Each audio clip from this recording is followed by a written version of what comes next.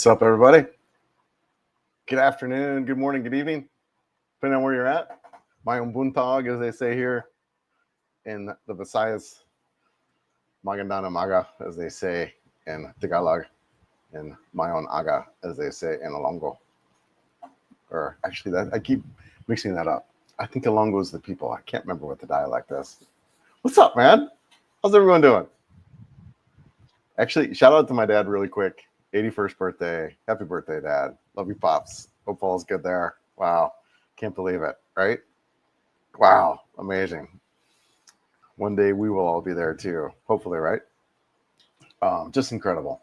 So back in Leyte, what a journey. What a month. I think I was gone 3 weeks, a month. I did a trip all the way down. Let's pull up the map, right? Let's pull up the map and I'll show you guys kind of what I did here. So 1 second, let me bring up the screen, share screen. Yeah, so we'll share out the map and let's just verify here. Yeah, it's all right, great. So yeah, so this is the last marathon trip, and this is probably the longest trip I did in one day. And what this day looked like is I started down here in Butuan, right? Started down here in Butuan and rode all the way up. So you catch a ferry here in Surigao City. And I caught a ferry there. And this was a couple-hour ride. I think about a 3-hour ride from here to Butuan to Butuan to Surigao City. And then here I got at the San Ricardo port, I think it was 4 p.m. And then I rode all the way up through Leyte to home. And I got home just before 9. So it was like an 8-hour ride. Yeah, you can see an 8-hour ride with a little bit of a ferry. So yeah, that was quite the journey home, but really had a good time.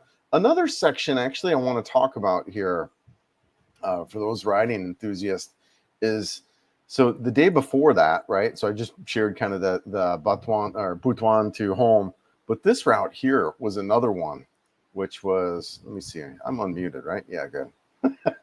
Which was Tagum City to Butuan. And I took this route here, and I want to share that was probably the worst stretch of road that I had been on yet. And basically, and I mean that from just the conditions of the road. Let's see here. Actually, you know what? Yeah, let's get the Butuan City. Okay. So yeah, this road here, which is what is highlighted, I would avoid this road. And what made it so bad is there were just these monstrous potholes kind of all throughout. So you really had to be extra careful as you're riding through here.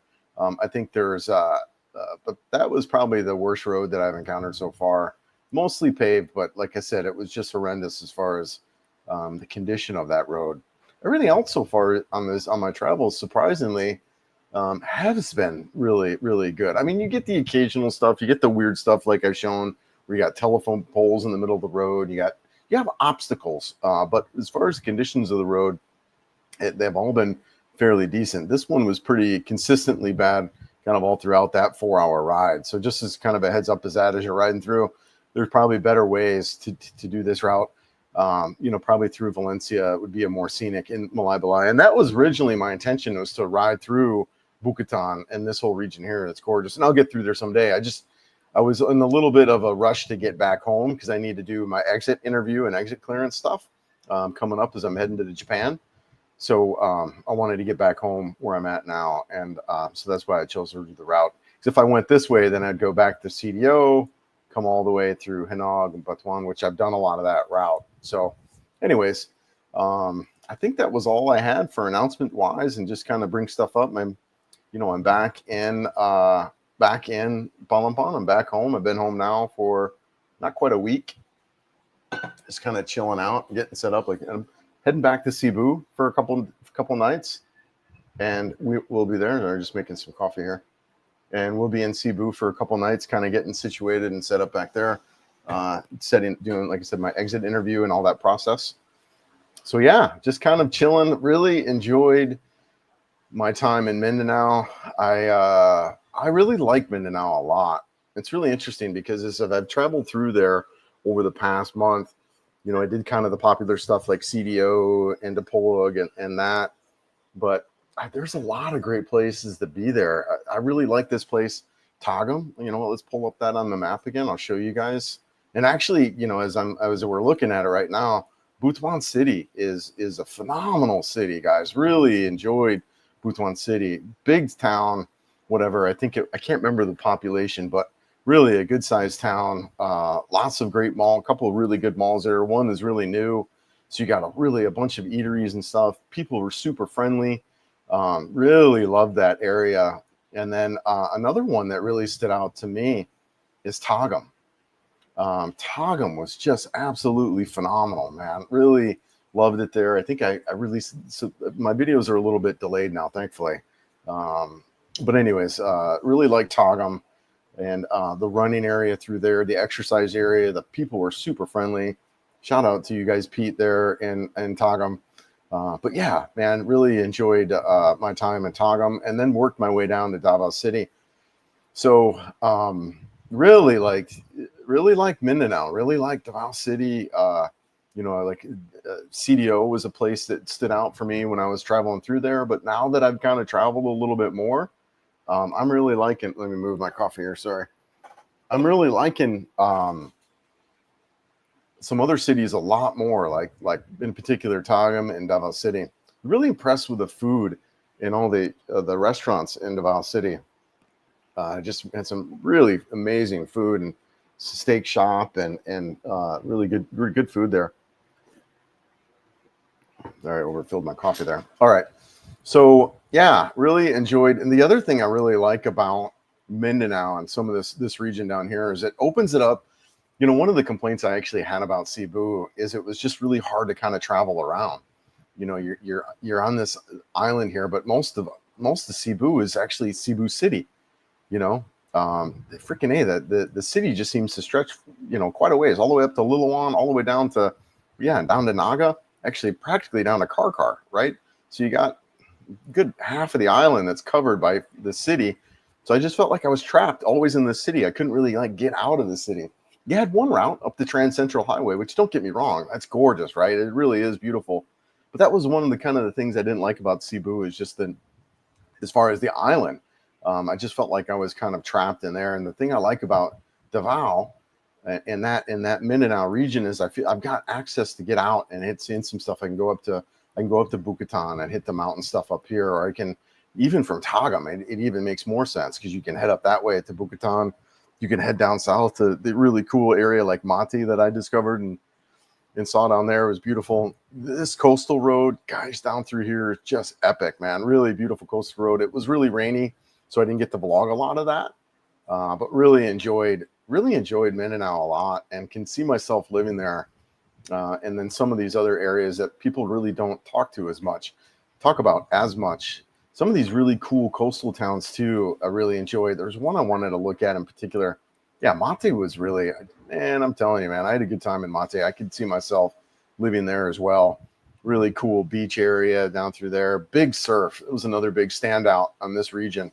Yeah, this last footage, the drone footage, that last piece of it, actually all of it is Mindanao, but that last piece is right there in Mate with that sleeping dinosaur. So yeah, I mean, that's kind of been what's going on the past month. So yeah, that's all about that. And we'll kind of get into some comments and see what we got going on. We'll take down the map. What's up, Heath? How's it going, brother? Morning from Southeast Tennessee. Beautiful. Beautiful. I've been through the Smoky Mountains. So I used to live in Kentucky for a little bit.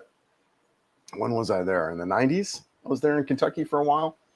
So, and then I used to travel a lot back and forth from Kentucky down to Florida. So to the Bluegrass Highway, or was that I-25, I-75? Shit, I can't remember. I-75. So anyways, I've been to Tennessee quite a bit. Gorgeous, gorgeous. Yeah, Smoky Mountains, beautiful there. What's up, Morton? Good morning, brother. How you doing? I'm Buntag. Good evening there for you. Hope all is well. Alan, dude, I think I just missed you. Aren't you down in Mindanao? I was thinking about you.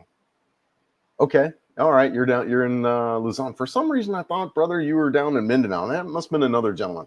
My bad. Yeah, dude, I hope all is good up in Luzon. Yeah, thanks, brother. Jared, do you think 20K in savings and 1,000 a month is enough in the Philippines. Jared, I think it could be enough for a veteran, right? Enough for like someone who's very, very, very adapted to the Philippines. Someone who's been here for a while, someone who knows the ins and outs, someone who's very comfortable living a provincial lifestyle. For the new person, for the person who's really never been to the Philippines, I would say no. Just because it's going to take you a little while to get adjusted to how things work here. Like, look, you could live super cheap, Jared, where I live at right now, super cheap. But for a guy fresh off the boat, it's really, really hard to be here. Really hard to be here. And matter of fact, it's interesting because it's a video topic I kind of wanted to look at in shooting. And it's about living in the provinces and how it's really difficult to do as a solo foreigner, like by yourself, like without a girlfriend or without what they call a yaya. I guess that's probably not I guess yaya is like a nanny. But so without a girlfriend and without a maid, living out here is hard, man. It's really, really, really hard. And that's what it would require to live on that kind of budget, is live in the remote sections of the Philippines. And then, where things are a lot cheaper, like housing. Like my housing is what, dirt cheap. Let me pull up my calculator. 6,500 pesos a month. So calculator, 6500.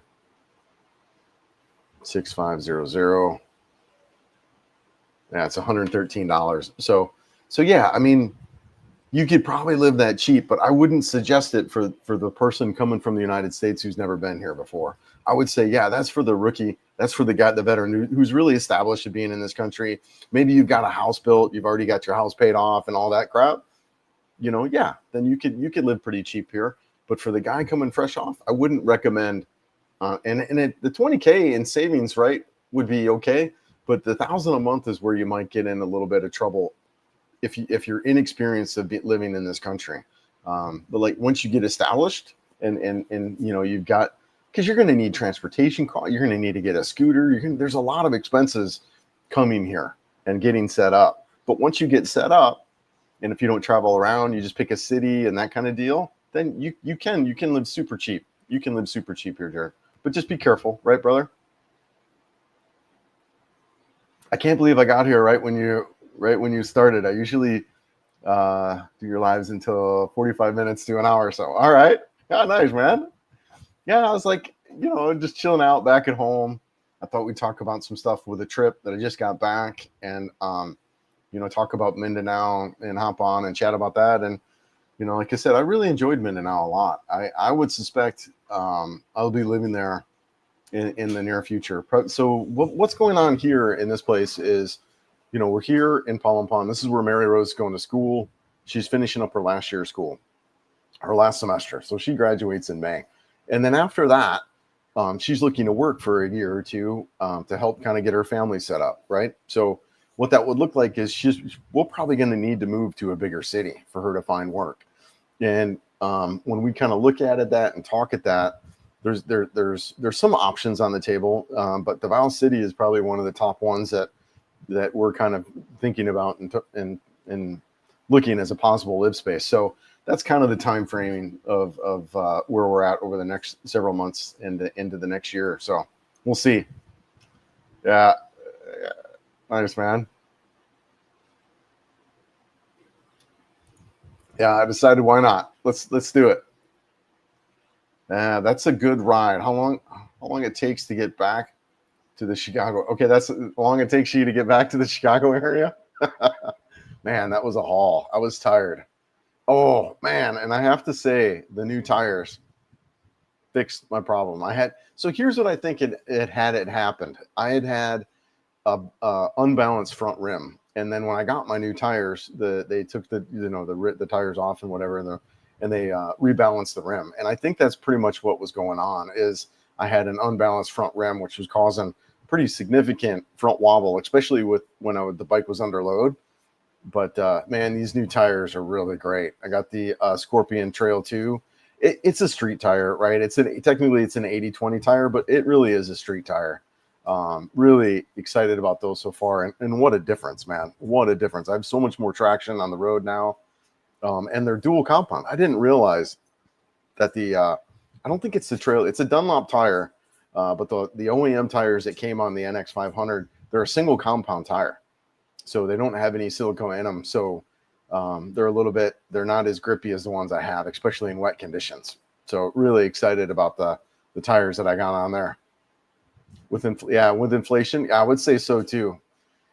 I would, if like I said before, if you're experienced of living here and you're set up living here, yeah, you could probably do that for sure if you needed to.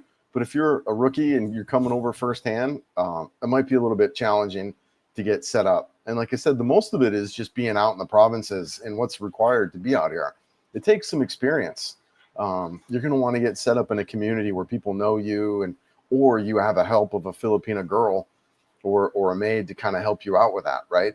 Getting the groceries and all that stuff, man. I mean, it's it's a little different out here. I wouldn't be here if I was by myself. No way. I wouldn't. There's no way. Just getting groceries is a challenge. Now that I've lived here for a while and can navigate it, absolutely, right? But I mean, this is market stuff, right? Where you're going up the markets and you're buying produce and stuff like that. And while Filipinos understand you and that kind of deal, sometimes they're pretty shy to speak with you. Matter of fact, most times they are, and especially in this type of region or environment, the province type of setting. So if you're out there day-to-day life, you're trying to live, you're trying to get yourself set up, it can be challenging with that dynamic, right? But yeah, I'm with you, brother. 1K is close. Yeah, especially for new guys coming out and whatever. Absolutely, it'll be interesting to see what my budget is. As I'm traveling around. Mary Rose has been tracking a lot of that for me, thankfully. So be interesting. 25 minutes from the tail of the dragon. Yeah, nice. All right. And I never rode the tail of the dragon. So my days, and I started riding back in 2015, right after I quit drinking, actually. So I started riding in 2015, and so my days in Kentucky in that region were the early 90s. So yeah, I wasn't through there as a rider. I drove through there quite a bit. Have heard great things about Gensan. Matt, I loved it. I like Gensan. I wouldn't want to live there, but a place to visit, absolutely. I thought it was cool. Gensan, you know what? Let's pull it up on the map. Gensan was a lot bigger than I thought it was. I mean, I had this idea of a kind of a smaller town, and it's not, man. What's the population of that town? Let's see if I can pull that up here real quick. I got my notes up here. General Santos. Yeah, General Santos overview. I was really, really surprised. Yeah, like 700,000. Yeah, 700,000 as of the 2020 census. That is a big town. Really, really surprised with Gensan. So here's some problems with Gensan, right? You pretty much can't go anywhere. You've got one route out. You can go to up to Davao City. You don't want to go this way because then you're heading into kind of the bad areas. I've got a video coming out with an interview with a guy who's living there, owns a little shop. It's coming out. I can't remember when it is. I don't think it's this week, but I think it's next week that video is coming out. And he talks about it, and he says, look, he said, there's a lot of talk about, this section of Mindanao and the trouble you can get into. He says, but, he says, Chris, it's kind of easy to avoid. I don't know, man. To me, it's not worth it. There's thousands of places we can go to. Why go to the places where you can potentially have a problem? But that's my 2 cents. But yeah, Gensan in particular, I liked it a lot. There is an airport there. You can easily fly in and out of there if you wanted to. Check it out. Yeah, it seemed okay. I was a fan. There was a lot more military there than I've seen in other cities, like armored vehicles and stuff like that. So that was something I definitely noticed. And actually the first unfriendly encounter with an army enforcer as I was riding. So a lot of times, guys, when you're traveling around and you go from these cities to cities, a lot of times when you come into a city area, there'll often be like a military type of setup there where they just kind of check your stuff and kind of talk with you and kind of get what's going on, right? Now, Mary Rose just commented on this too just yesterday. A lot of times they just wave us foreigners through. because they know we're not like a threat. So that's kind of what my understanding they're looking for. They're looking for threats. They're looking for people who are there with bad intentions, either with firearms or whatever, right? But so this time, so a lot of times they wave us through, but this time this guy didn't, and whatever. That happens quite a bit too, right? Where they want to just kind of chat, either for, hey, let's chat with a foreigner or whatever, right? This guy though was pretty intense. He was pretty intense about paperwork and all of that, and he wasn't no smiles, no jokes. He was all business, and so that was in Gensan, and that is the first time I've kind of had that type of interaction with one of the most of the time these guys are super chill, man. They're just super relaxed. They're big, smiley. A lot of them, like I said, they're just curious. They want to talk to you or whatever, and make sure things are legit. But they're friendly. This was the one time it wasn't, and that was Gensan. So that's my takeaway a little bit from Gensan. A great town.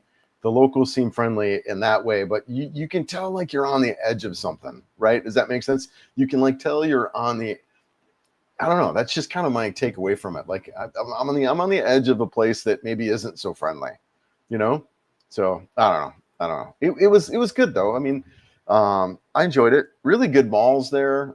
Big malls. Yeah, and local friendlies. You can tell there's not a lot of foreigners there. I mean, I did see foreigners, but when you go into some of these towns where not most foreigners go, there is a different feel that you get from the locals. A lot more, kind of smiley, happy, and that kind of deal. What's up, Chris? The only normal expat with a channel in the Philippines. Dude, I don't know about normal. Hey, Rose over there going, Well, thank you, brother. Hope you're doing well. Yeah, I'll let you complain. All right, what are you going to complain about, man? What's going on? Only normal expat, dude. Who is the normal expat who sells all of his stuff and moves to the Philippines? I don't know if that is a normal expat, right? Maybe. Yeah. No, it's been great though. It's hard to believe it's been 2.5 years. I have to, the shiny new toys wearing off. I was riding around yesterday. Mary Rose and I were just kind of chilling. We rode over to Ormoc and just kind of riding around, and I've realized how much I'm just used to it all. When you first get here, just going down the road, right? Just seeing the wires, seeing the jeepneys, seeing the people playing around and that kind of deal, seeing the whole houses and how they're constructed and that kind of deal. You're in it. That takes you out a little bit. You're like, wow, look at this, the palm trees, the mountains. And, after being here for 2 years, I was seeing this yesterday. It's like, this is pretty cool, man. This is, I'm not in shock and awe like I used to. I'm not holy mackerel around every corner. But it is pretty incredible to still be here. And I do. I very much love it. I love being here, and excited about kind of continuing to see more areas. But yeah, that's wild, brother. Let me know what's going on. 120. Where we at, brother?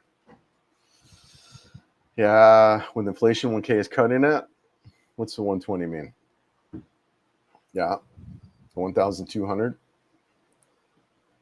I'm tired of seeing Gio and Paul, two old guys, complain about dating and how Pinays have phones and options. Yes.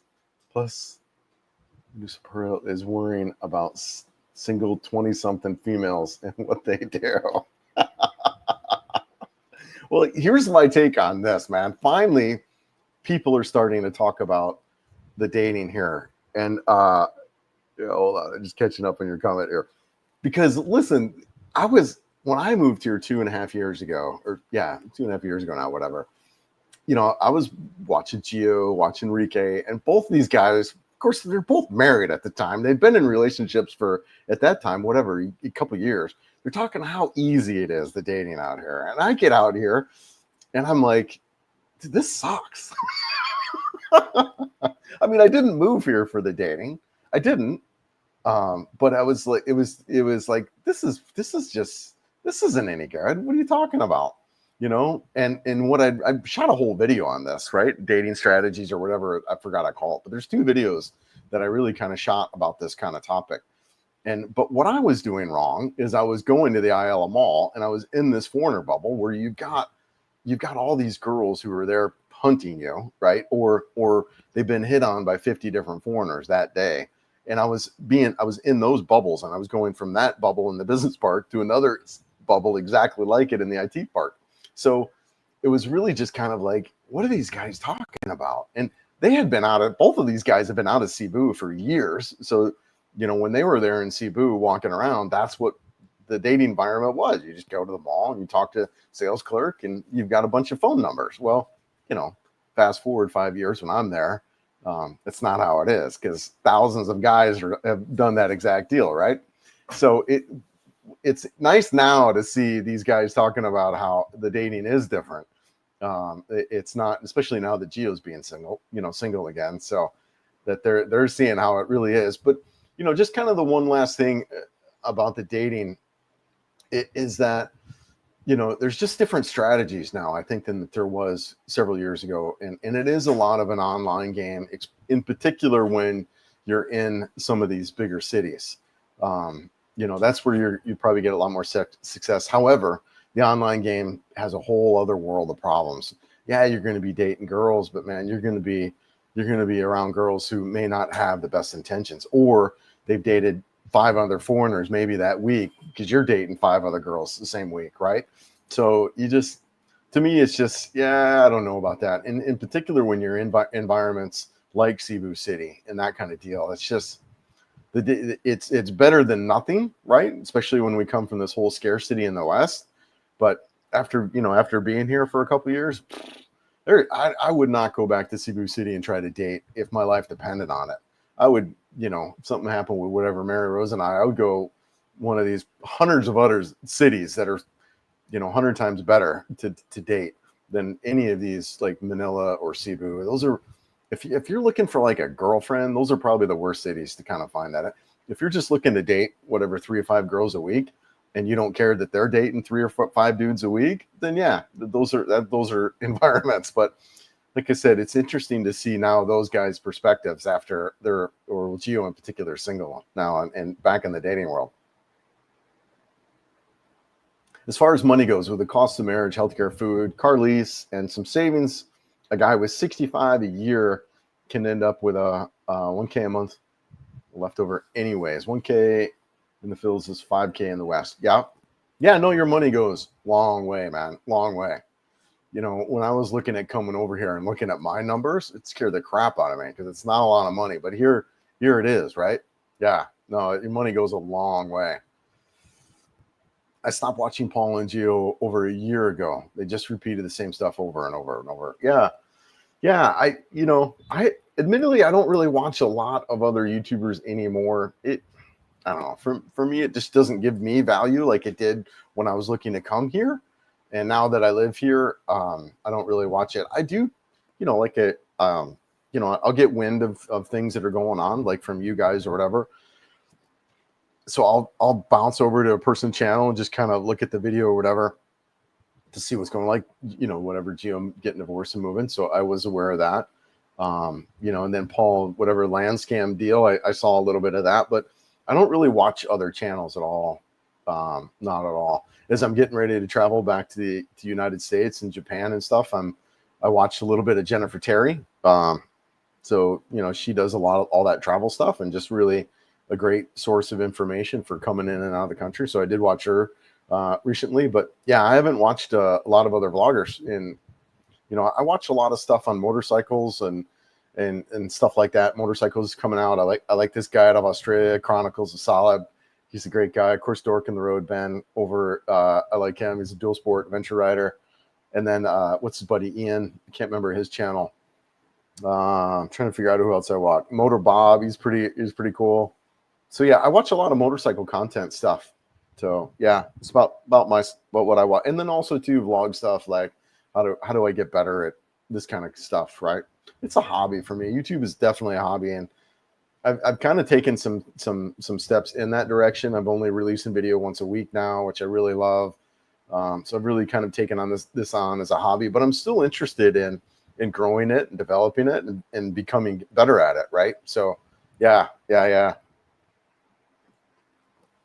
Dude, what's up, brother? Looking forward to our trip to Japan. Come on, man, let's go. I'll be back in Cebu in a couple weeks. I'm gonna get my exit interview set up with JRC.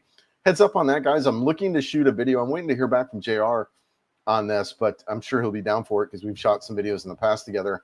But I'll shoot a quick exit interview process, and the guys over at JRC are gonna help me out with that. I've already kind of set that up, but I'll be back in Cebu probably, I think, next week. I'm trying to coordinate it with Mary Rose so she can come too.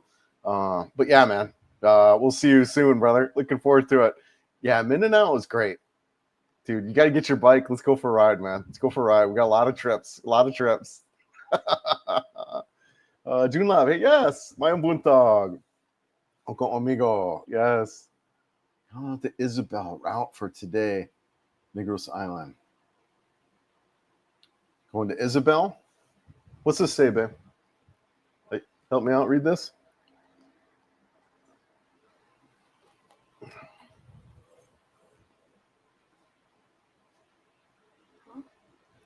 Can you read that to me? Mm-hmm. Do you want to tell me what that means, babe, so I can understand? Gihongan to Isabela. He's riding from Gihongan to Isabela. Oh, okay. All right. Yeah, nice. Ride safe. Happy travels. Hope the weather's good there. I know in Negros you got that you got that volcano. Let's see here. Yeah. Where's Isabel at, babe? You know? I don't know where that is. Huh? Negros. Yeah, I'm on Negros, but where? It's a big island, babe. Yeah, I know where. So you got that volcano up there, which is been pretty active. Yeah, I rode through there not too long ago myself. Really beautiful. I love the riding here in northern Negros. Just gorgeous. Yeah, this Don Salvador. This was really beautiful all through here. I did this loop. I think I shot a video on that. I got the map up. So this was really, really beautiful through here. I like this Calatrava, all the way this loop, right, all the way through here. This part from Calatrava to San Carlos really isn't any good. It's kind of a boring road, but whatever. But I mean, most of this is really, really good. The San Carlos, I stayed up here at some, with Vista Highlands. I stayed up here. Really, really cool place, man. I dig that place. Highly recommend that. I didn't have any aircon there. They have rooms with aircon. I chose the one that didn't have one, but yeah, man, really, really cool. Yeah, safe rides, man. Safe rides. Tuna.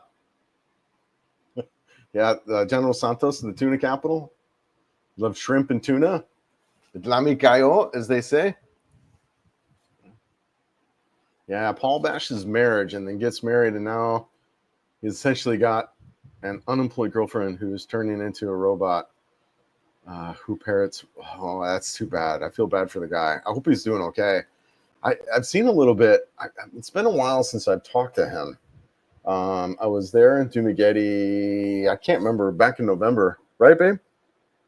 I was there back in November, I think it was, when I saw him and sat down and had a cup of coffee with him and Justin over at Critter Hunter. Man, what a cool dude Justin is, man. That guy's up to stuff. I think he and I really kind of connected. But yeah, so Paul was still wearing his sunglasses back then. I think he had the surgery. But yeah, I hope he's doing okay. Hope he's doing all right. I think here's the thing that I see with guys in general with their channels, with people in general with their channel, is, and myself too, you get caught in this game of views. You get caught in this game of trying to make it. And for me, just stepping back and making it a hobby has been exactly what I needed. And not really caring so much. Look, I didn't move here to the Philippines, and nor did Paul, right, to create a YouTube channel, and really just kind of recognizing that, and then treating it like that. I think once you get caught up in the game of YouTube and trying to make it in YouTube and trying to be successful in YouTube, I don't know, man. I don't know. I think that then you spiral down this rabbit hole of trying to get views, and then making content purely on views and trying to sell people. And I don't know, man. I don't know. That's the problem I see as a creator, looking at other vloggers and the content that they're making and stuff like that. Is once you go down that rabbit hole of chasing views, it can get a little bit slippery. I quit drinking and started with fishing and boating, and got bored with the extra time, right? I think that's probably why I went to motorcycling. Is yeah, I quit drinking. Yeah, almost 10 years ago today. I think it was late March, 2015. Yeah, my life, man. And look, I think it's whatever, teach their own. I think if people are able to drink and kind of be around that without problems, then whatever. I mean, for me, that wasn't the case. In my life, man, my life is just so much better. I mean, so much better as a sober person. And the thing about alcohol too that I've learned, as I've kind of stepped away from it, is that it wasn't something that I really had a problem with in my 20s, 30s, right? I mean, I'd binge drink, whatever, be the wild, crazy, go out and do crap. But it wasn't until after 20 or 30 years of drinking that it just got worse, like worse and worse. Like as every year went by, it got worse and worse. And finally, just like, you know what, I'm done. And gosh, man, I was 45 years old when I quit, and afterwards, I was sleeping better. I felt better. You don't realize what a toll alcohol takes on your body, especially if you're consuming daily like I was. Now granted, I didn't wake up and start drinking and stuff like that kind of deal, but definitely it was not a good experience, and whatever, blackout drunk, and whatever, we just get wild and crazy and do stuff. So yeah, I'm so much happier now and that's the other part too, right? It's a depressant. Once I started looking at what alcohol was doing to my body, it's like, wow, what the hell would I do that to myself? Again, teach their own, but it was really interesting to me too, to kind of see how, and then living in a state like Colorado where we elected weed to be legal. And then, and then seeing the difference and that kind of deal. It's like, wow, we have these happy hours for alcohol. Would you do this? Would you have a happy hour for pot? Right. I mean, and then wine. And so this was coming from a sober mind, right? As I was sober, it's like, well, why wouldn't you have a pot happy hour? You think one's better than the other? And you know what I mean? It's just really, we have this social acceptance around alcohol that can be quite dangerous, and yeah, it was really interesting when I started kind of looking at alcohol and our consumption is, I was really thought and think that, alcohol today is kind of what tobacco use was in whatever the 30s, right? Everyone smoked, everyone kind of smoked excessively and that kind of deal, right? Same kind of thing with alcohol. It's kind of the norm to drink. It's not to not drink. Most people drink alcohol and that kind of deal, just like smoking cigarettes was in the 30s. And then we learned, well, crap, man, this smoking is actually really bad for you and all that. And so that's kind of what I compare it to now, is alcohol today is what cigarettes and smoking was in the 30s. So it's really interesting as I've kind of stepped away from that. But yeah, I'm with you, man. I'm with you. I feel so much better. Of course, I had a problem with it, but I feel so much better. Yeah, Cabano City is not that safe to live in terms of expats. You're absolutely right. And that was something that was not aware of when I was traveling through there, but something I had heard about. This mountain region is, what do you call it? Is it MPA or yeah, I think it's NPA, the army there, the rebel army. You're right. There is some rebel force in this region of Negros. My understanding of that particular force, though, in its history, oops, I didn't have the map up. Yeah, so you're right. This area it has some rebel force in there, but like I was saying, my understanding of that is that it's mostly political in how that kind of displays its violence and all that. It's not towards, like, we had some stuff where foreigners are getting attacked and shot and abducted and that kind of deal through Mindanao. My understanding of the Negros area is it's mostly political in nature and not so much towards that. But again, if you're in these areas, you have to be really careful. I don't think in the United States State Department that there's any warnings about that particular area. I could be wrong. So you'd want to verify that for yourself. Unlike the General Santos area, unlike those other, let's pull up the areas that are in where there are some warnings, right? So around the General Santos area, there's some warnings I saw. Around this area, yeah, Cambato City, there's some warnings. Around Morawa City, there's warnings. Of course, the Zamboanga Peninsula, that's where that gentleman was abducted and was murdered. Also, there was a guy, too, I thought recently, too, in Carmen, right? Was that Carmen?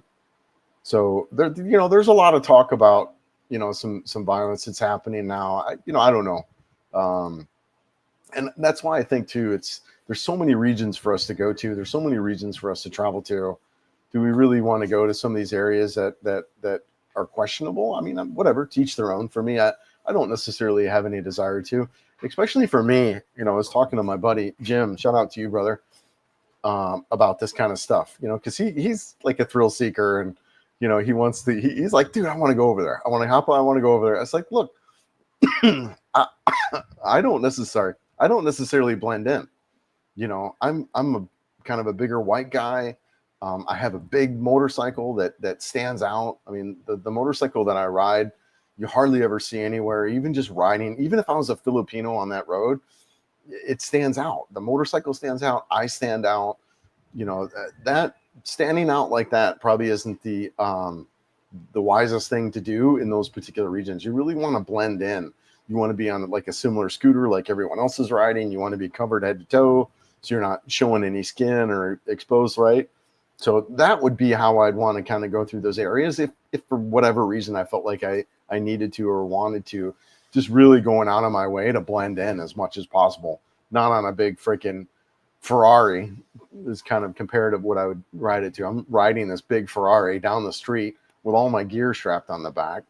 Probably not the smartest thing to do traveling through some of these more dangerous areas of the Philippines. If I was going to go through there, I'd blend in, carry a small amount of gear, if anything at all, no cash, that kind of deal, right? Yeah, but you're absolutely right. That area can be kind of bad too. Yeah, no weed, no booze, no mushrooms, it's all BS, right? Yeah. I'm sober life now too for like I said, March 2015. I think I smoked a little bit here and there once weed came legal in Colorado. And then I just quickly realized, oh yeah, that's kind of why I gave it up 30 years ago. It just makes me anxious. Makes me anxious and I eat a lot. So, and then I tried whatever different, sativas and whatever, what was the indicas, whatever, in the blends and hybrids and stuff. And I just was like, I don't necessarily, it doesn't really give me any value. Right. So yeah, I enjoy sober life. Caffeine is probably my biggest drug now that I take. I just feel so much better, man. I feel so much better, and I save money by not drinking and that kind of deal. So not out of bars, getting myself in trouble, man. I could not imagine being a bar guy here, not with my drinking, dude. The guys that are getting in trouble and that kind of stuff, or the guys that have a little bit of a drinking problem, and you just find yourself, just like United States, right?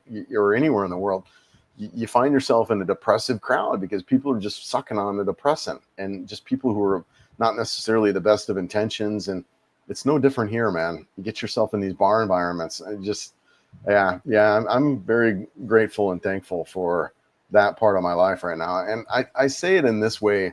There's two things that I've done for my life that have been the best things for me. And one was quitting drinking. That was one of the best things I did for me. And the second one was actually moving here to the Philippines. Really, really, really love being out here. And that was a decision, no doubt, for me, right? Coming out here, living my life, traveling around. Yeah, I'm with you, brother. Tuna is best, but the mercury toxic, no joke. Yeah, be careful. I haven't really had, that was one of the things that surprised me about being here. And one of the things I was excited about moving here is I would eat a lot more fish. I haven't had a lot of fish. Every now and then, freaking Mary Rose's dad's a fisherman. I don't eat a ton of fish. I get a little, like when I'm out, when we're eating at a barbecue, I feel safe with chicken and pork. So I kind of avoid the fish when we're eating out. But I don't eat as much fish as I used to, or as I thought I would. I eat a lot of fruit. Man, the freaking mangoes here are amazing. They're so good. Do I even have one here? I got to show you guys these mangoes. Yeah, man. Dude, these things are amazing. It looks like a freaking potato, doesn't it? This thing is so good. Oh my gosh. The mangoes here are to die for. I freaking love the mangoes. They're like my favorite. And the bananas are good too. Bananas taste a little different. They're a little bit smaller. But they're pretty good. They're pretty good. Yeah, I don't know if they're sweeter or what they are, but they're different.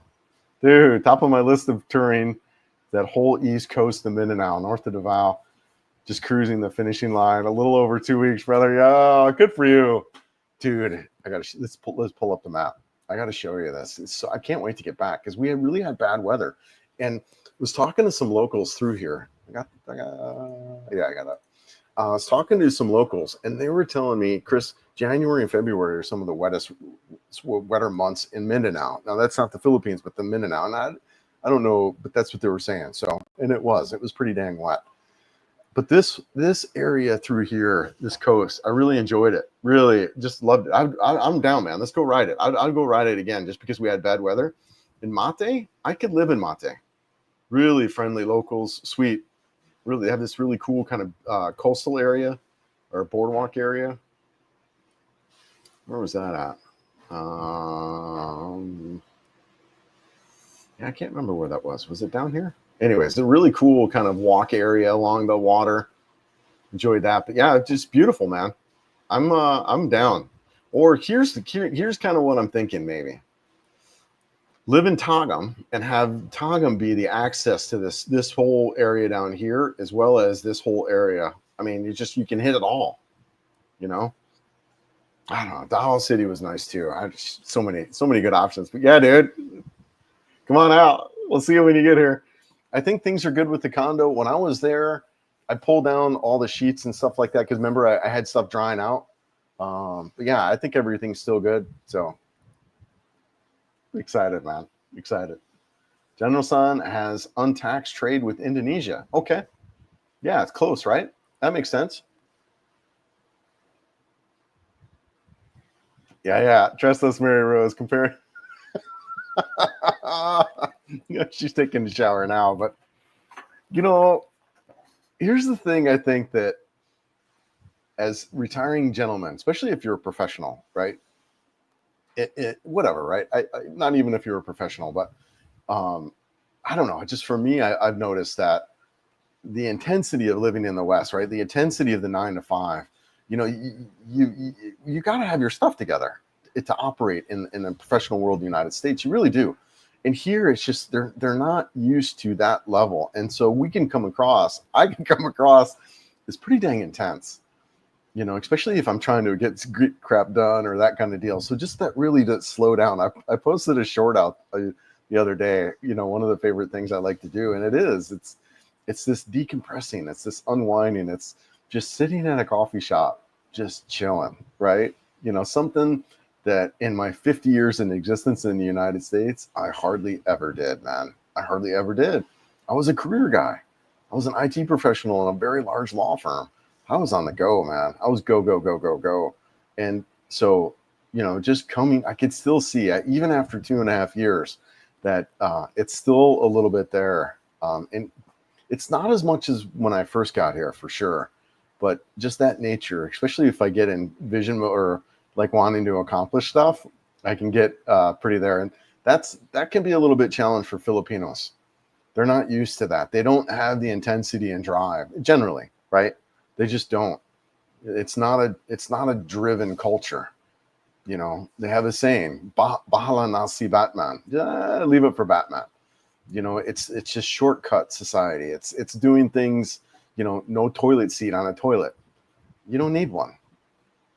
It's that way of kind of being that when we come over here, we're like looked at a little bit like, wow, these guys are a little bit obsessive.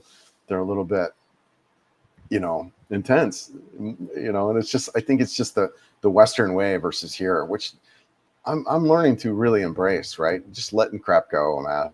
Whatever, it's hard though, especially in certain contexts and certain conversations. Was buying motorcycle gear when your light popped up? Oh, you were buying motorcycle gear. I think I'll be wearing gloves, a few pads while you get used to the new bike, especially in Cebu. Yeah, man. Brother, I wouldn't ride in Cebu. What I would do is, if you're looking to ride, where you're at, dude, where you're at's beautiful, brother. You go right up the Trans Central Highway. That's where I'd go. But riding around the city, it's just a pain in the butt. It really is. The traffic is bad, and you get around with the moto taxis. That is one thing I love about Cebu that freaking they don't have in Davao. They don't have freaking moto taxis. I love moto taxis. For 40 pesos, you can get around pretty much a lot of the town in Cebu City. You don't have to worry about stowing your helmet or parking the bike or any of that stuff. That's what I did. But I know guys who ride around all over the city and they're like, whatever. But, for me, when I was in the city, I left my bike. But yeah, you can go up the Trans Central Highway, which is going to be gorgeous. You can ride all up and down that, let's pull up the map.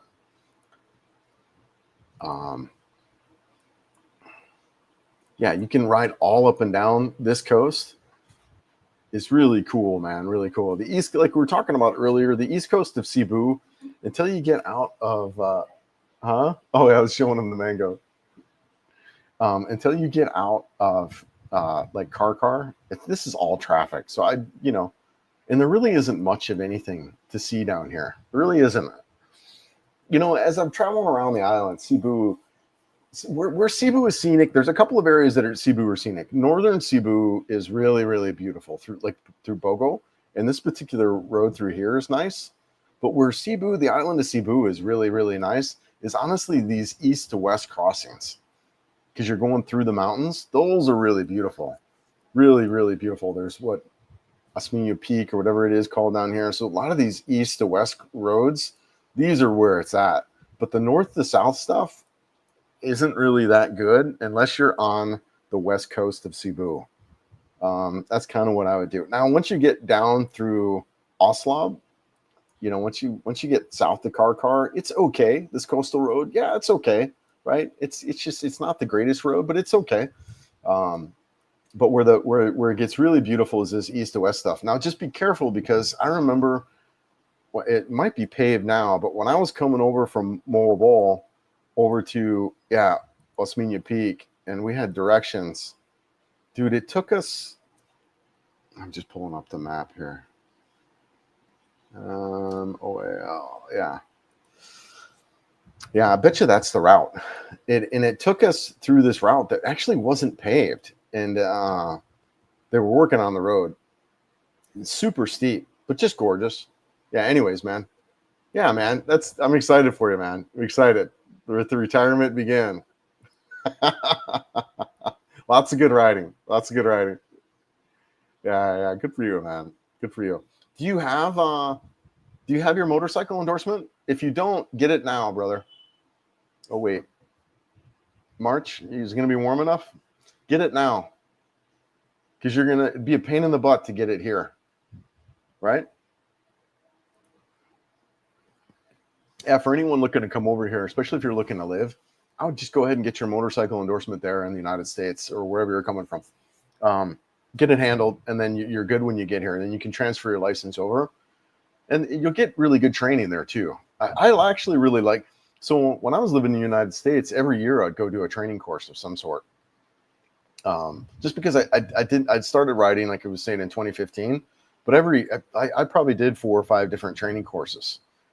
Really got a lot out of them, and they're just weekend long. The motorcycle safety course you can do, most of them are like a weekend, and you come out of it basically with your endorsement. You take the DMV and you get your driver's license. So at least that's how it is in the States. So similar where you're at, brother. Oops, sorry, brother. Let me bounce back.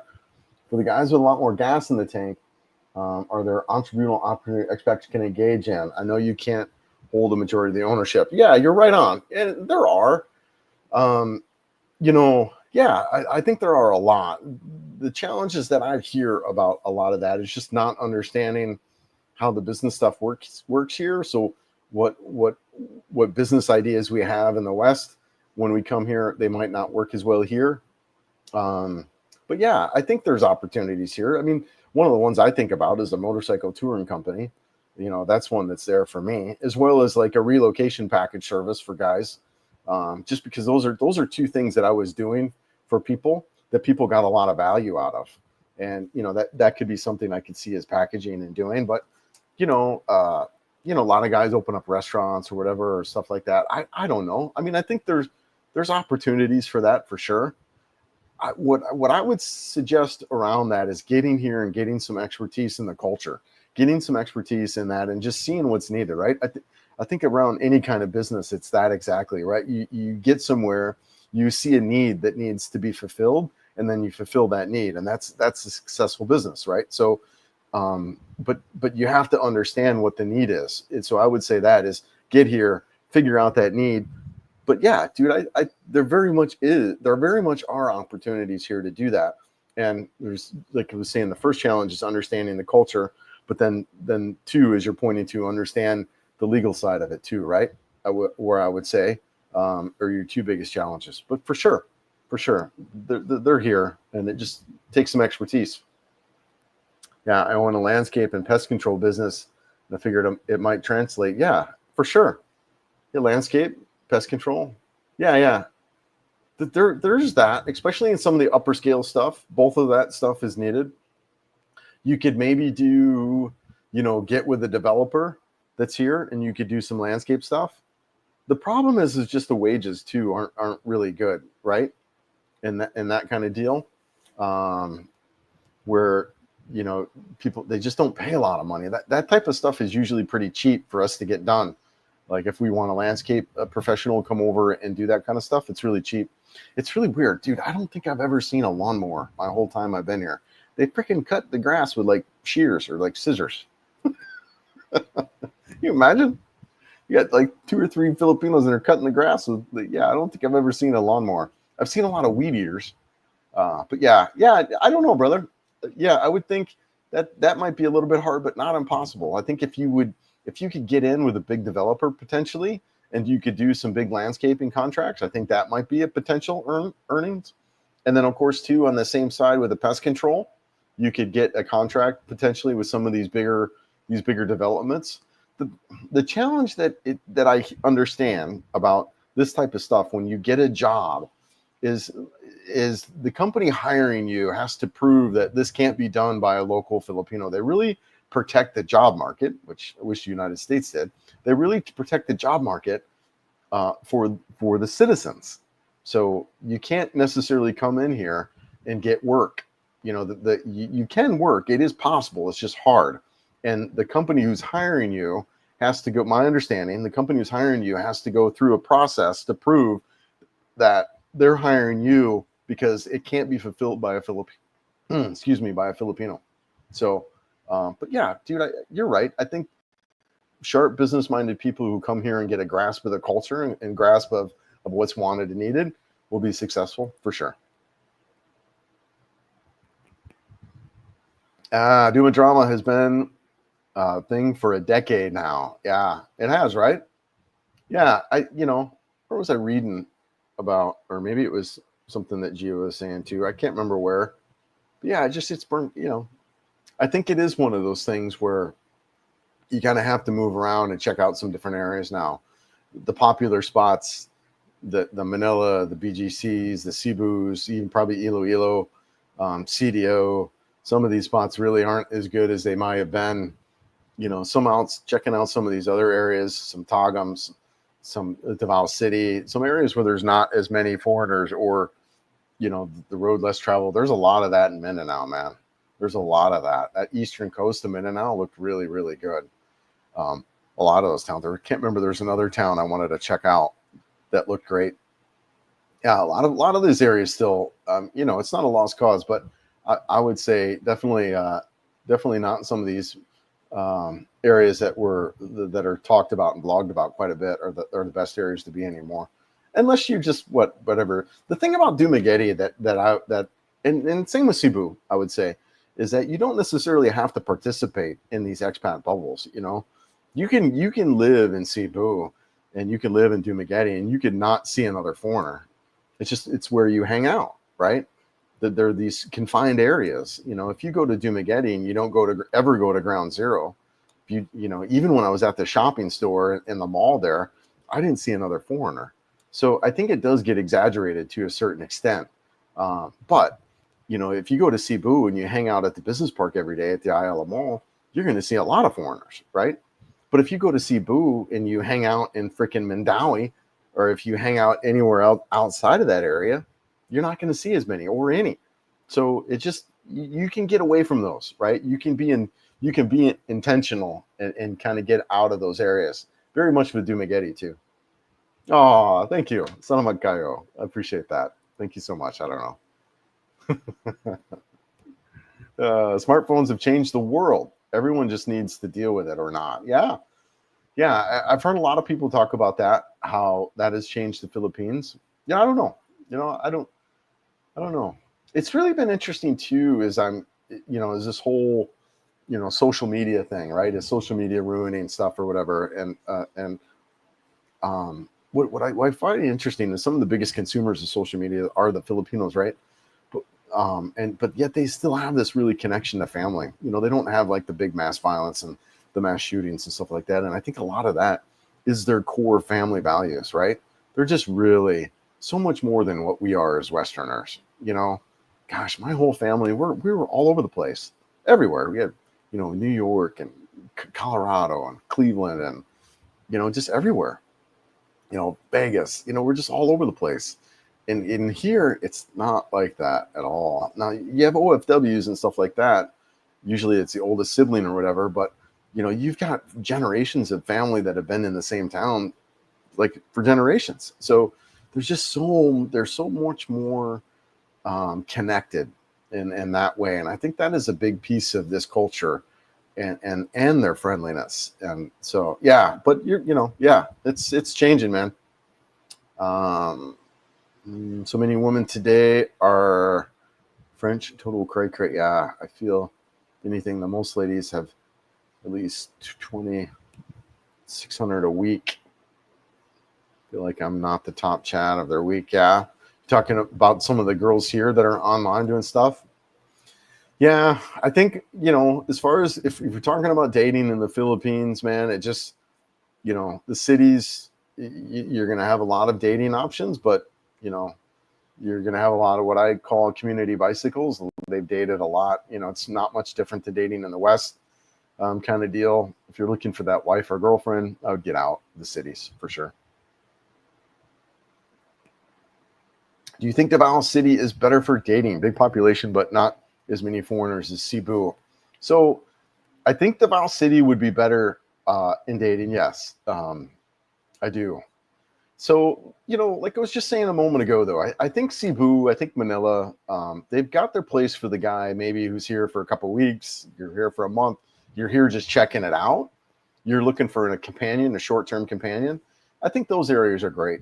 You get out in some of these, if you're looking for like a wife or a girlfriend, like a long-term relationship, then I would say, yeah, some of these more conservative regions, like Davao is more conservative, or a lot of these province areas are a lot more conservative.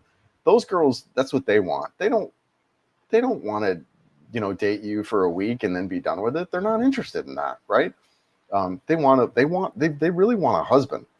So if you're looking for that, getting out of some of these like Cebu City and Manila, that kind of area where a lot of guys go, would be where you'd want to look for that. But if you're here just for a little bit, you're checking it out, you want to, date some girls or have some people kind of take you around. I was going to say escort, but escort in a friendly manner, right? But whatever. If you're looking to travel around that kind of deal, then I would say, Cebu and Manila would be those. But so it just depends on what you're looking for, brother. If you're looking for a wife or girlfriend, yeah, Davao City would be much better than Cebu. And even I would think for a little bit of that casual dater, just because it is a bigger city. But my impression of Davao City, being there for a week, right? Initial impressions is that it is more conservative than Cebu. I've got some videos coming out. I think another one that talks about where I'm walking through the street, where I talk a lot about Davao City and some of the things that are different there. One of them was the Indian population. It was really interesting to see that. I hadn't noticed that anywhere else in the Philippines so far. And there's a big Indian population in Davao City. And my understanding around that is the medical school that's there. There's a lot of medical universities that are there. So you'll have students come in to get trained from all over the world and a lot from India. And then they move on. So the benefit of that, right? If you're looking for Indian restaurants and Indian food, Davao City's got a lot.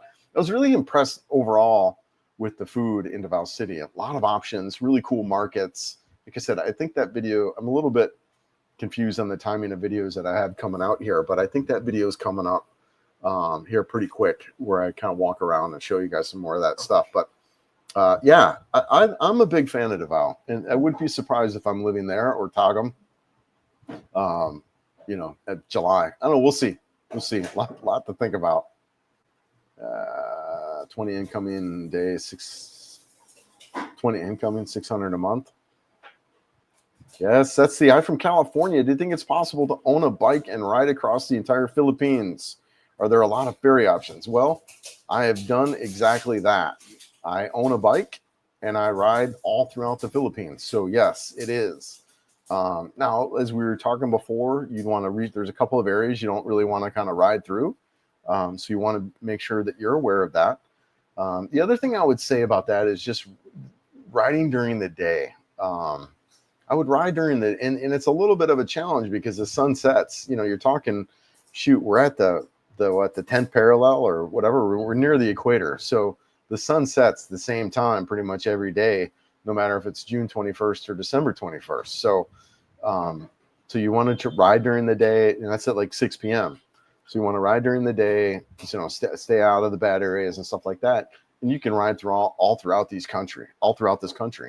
Now, a couple things around navigating. I really like AI. I use Chat GPT to help me research ferry stuff, but it's not always accurate. For an example, I asked Chat GPT the ferries from Surigao City to San Ricardo, so from Mindanao to Leyte, and it was wrong on the ferry times. So I had Mary Rose confirm that for me. Oh, you're in the picture, babe. You have shorts on? No worries. We're going to see a spike in retention right there.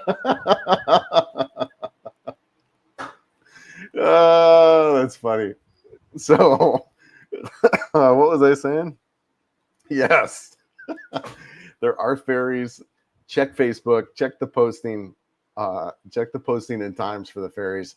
So the problem is the times get changed. The times will move around. They'll either cancel the ferry or stuff like that. And sometimes they do it like right then and there. And then sometimes too, they'll wait for the ferry to get full or fuller. So if the ferry says depart at 2, it might be 3 before it actually leaves, kind of deal. So just kind of a heads up around that. But yes, you can absolutely do what you're describing, and I'm doing it, and I absolutely love it. You just want to be patient around that. You don't want to try to plan a lot. And that might even be like hotel reservations. You want to make sure that you're on the island that you're at before you make that reservation, just in case you can't get there. And just, having backup plans, right? As you're traveling around, it's like, okay, great, I'm at this ferry. Crap, well, it's going to get canceled. Now where do I go? That kind of deal, right? But yes, you can absolutely do what you're doing. Now, the one thing I would say about bikes and bike ownership is when you buy a bike, know that it takes anywhere from probably, I would say, 3 weeks to 2 months for that bike to be fully registered. So it's not like in the West where you can just show up at a dealership, buy a bike, leave, and go ride. You can't do that here. So how it looks is you go to a bike shop, you buy a bike, you get a pass to ride it home that day, and that's it. You got to park it and then wait weeks, potentially months for that bike to get registered, right? So just a heads up on that. It's not, you can't go to a bike, buy one, and just freaking you're off. It doesn't work that way. So you've got a couple registration processes that you go through to get the bike, and the dealership will explain all that once you go to buy it. But just kind of a heads up on that. They give you a day pass to take it home, and it's just basically a printed piece of paper because you're going to go, especially in Cebu, man. You're going to hit. There are checkpoints, there are LTO checkpoints all throughout that city. They've learned to make money through tickets. So you don't want to be riding around in Cebu without proper registration.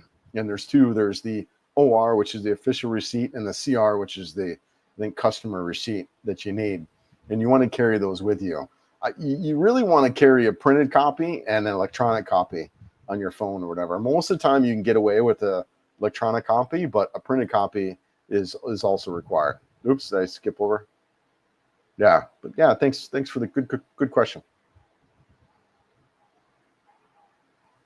And the other thing about the ferry options about that, they're hard to know who goes what and where. You have to know where the ports are at. So for example, I was trying to get over to Leyte, and it said, let's pull up the map. Where is my map? Yeah, here we are. I was trying to get back over to Leyte, and so it said Danao Port, right? So I'm down here in Karkar, or down here in Cebu, and is that yeah, Danao City Hall. So I'm trying to get over to Leyte, over to here, and the port though isn't the one that I thought it was. It was just north of here, the Republic. So anyways, so you just have it's hard like that, where the ports can change. You have to know where they are. It can be very difficult to navigate that. I would say AI though has been incredibly helpful for me recently in trying to figure that out. It's one of those things where it can, and you've got whatever 6 different ferry options. As far as different ferry lines. So, and then there's no one like universal place to find out all the ferry information. So the ferries are a little bit of a challenge. They really are, if you haven't guessed by the fact that it took me 10 minutes to answer the question. But yeah, they are a little bit of a challenge, but not impossible. With a combination of AI like Chat GPT to kind of help you research, and then also Facebook, you can find out all that information. Yeah, doable. Yeah. It's probably like 100 a day, 3,000 a month. What are we talking about, brother? My rule is I only dated a Filipina who never dated a foreigner before. That's a great rule. That's a great rule. I'm with you on that. Yeah, I mean, yeah. Whatever. Yeah, I think that's probably a good rule. And getting the right answer might be hard out of that. What's up there, Dai? Yeah. Bob. Tagam de Batuan. Yeah, roads are very rough. Dude, that was probably the worst road that I've been on. That really was. And it wasn't even that scenic, too. There were parts of it that were okay. But yeah, and I think it's under construction, so I think it won't be that way for a while. But that was a bad road, man. Oof. Bad road. I'm talking big potholes, big ones, man, where if you're booking it, because that's the problem with it, is you have a nice section of nice clean road. It's really good, it's paved, and then boom, massive freaking pothole like the size of a couch, in the road. And then you're on your brakes. It's just that road was sketch, man. That was pretty sketchy. Hello. What's up, man? Oh, no doubt. Here we are, live. That one looked nice if you're looking for diving, snorkeling. Yeah, let's talk about that real quick. Let's pull it up. Yeah, freaking shout out to Justin, man. He was a good dude, man. I've met him. He's a really nice guy. So we're talking Darwin, and that's the thing about Dumaguete too that was interesting to me is, you're here in Dumaguete, and nobody really lives like the guys, right? Nobody lives in downtown Dumaguete. They all live. A lot of these guys either they go up the hill to Valencia, which honestly, if you're there, it doesn't feel like you're really going up elevation. It's not super steep. I guess it would be if you kind of got out a little bit. Yeah, here's Valencia. Went up to the Valencia Public Plaza, where they have that market there. But yeah, but a lot of guys are down south, and down in Darwin, and there's Bakong. I think Darwin might be a little bit further south, right? Yeah, here, Darwin. Yeah, it looked great. Yeah, so a lot of the guys are down in Bakong and Darwin in that area. Yeah, and then Critter Hunters down there too. So yeah, it was okay. I mean, yeah, Dumaguete would be no place I think I would want to live. Yeah, but whatever, teach their own, teach their own. They're not talking about, it's a different Paul. Yeah, I missed that, Stephen. Who are they talking about? 8:46. Wow, I'm good. 45 minutes behind. Yeah. Sorry about that. Different Paul. What other Paul? Oh yeah, I think I kind of answered that though. Generally, not necessarily towards him. Yeah, chasing views is a dangerous recipe for enjoying YouTube. Yeah, travel with Xavier. What's up, man? Morning. Enjoyed Mindanao. Great place to ride. I'm going to be in Davao for 6 months. Catch up next. Yeah, dude. Yeah. So I ended up not going through Bukatan. I ended up I ended up going through Tagum straight to Batuan and then Batuan home. I've got a trip out to Japan. So I wasn't able to connect with you going through Bukatan. So, but yeah, I would suspect you being in Davao City for 6 months. We will definitely see you there, man. Yeah, brother. Yeah, good stuff. If you guys aren't already, check out his channel. He does really some really great content through Mindanao and shot a lot of stuff through Bukatan recently. I quit drinking at 37. Good for you, man. I wish I quit at 37. I wish I quit in my 30s for sure. I hear you, dude. I'm with you, man. Oh, good for you. Good for you. There's what's his name? Gosh, the talk show guy, Craig Stewart. No, is it Craig? He had the Bones guy and he does an incredible monologue about alcohol, and it starts off with Britney Spears, and I just freaking love that, man. I love it. He talks about his maybe it is Craig Stewart, the Scottish guy or whatever. Just hilarious, man. I highly recommend it. My grandparents smoked a pack a day in the 80s. Yeah. Yeah. USA is 10x on save. Hey Chris, I bought my LDR a 2024 Honda PCX 160. Yeah, she's waiting for the registration. I'm curious about getting her full coverage insurance. Looking for possible companies considered. I was told insurance comes with a registration. Insurance really isn't a thing here. It's not like in the West. That goes with health insurance. That goes with car insurance. And it's not like I'm saying don't get it. I'm just saying the majority of the people don't have any insurance whatsoever. They mostly just do out of pocket. And in the world of accidents and that kind of deal, you could just whatever. If you get in one, it could be out of pocket. But there is some insurance that comes with a registration when you register the vehicle. And then I think there's a company called Standard. You can get additional coverage on your vehicle if you needed to or wanted to. They're out there. The problem I think you kind of have with a lot of these things is getting some of these companies to pay out. So even if you did get in an accident, kind of the hoops you jump through to get someone to actually pay you money can be a little bit of a challenge. So I'm not aware of those. A lot of people just do out of pocket. Yeah. All one needs to go through is a danger zone, rent a room, and have some mini fridge. Get knocked off the table, chip the title, and then gain and peg for your life over a few bucks. Yeah, I've no desire to go into some of these areas, right? Yeah, no thanks, man. She's a new rider, so I'm not sure if that matters.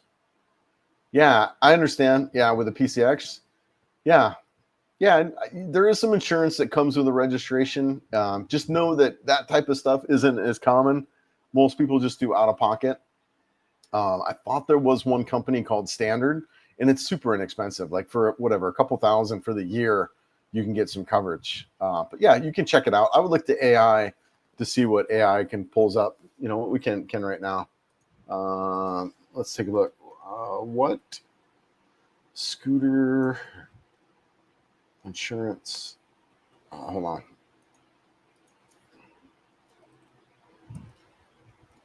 Insurance in the Philippines. All right. I'm just checking here real quick. In the Philippines, securing insurance is scooter is both legal requirement. Party insurance. CPL is mandatory for all vehicles. Comprehensive.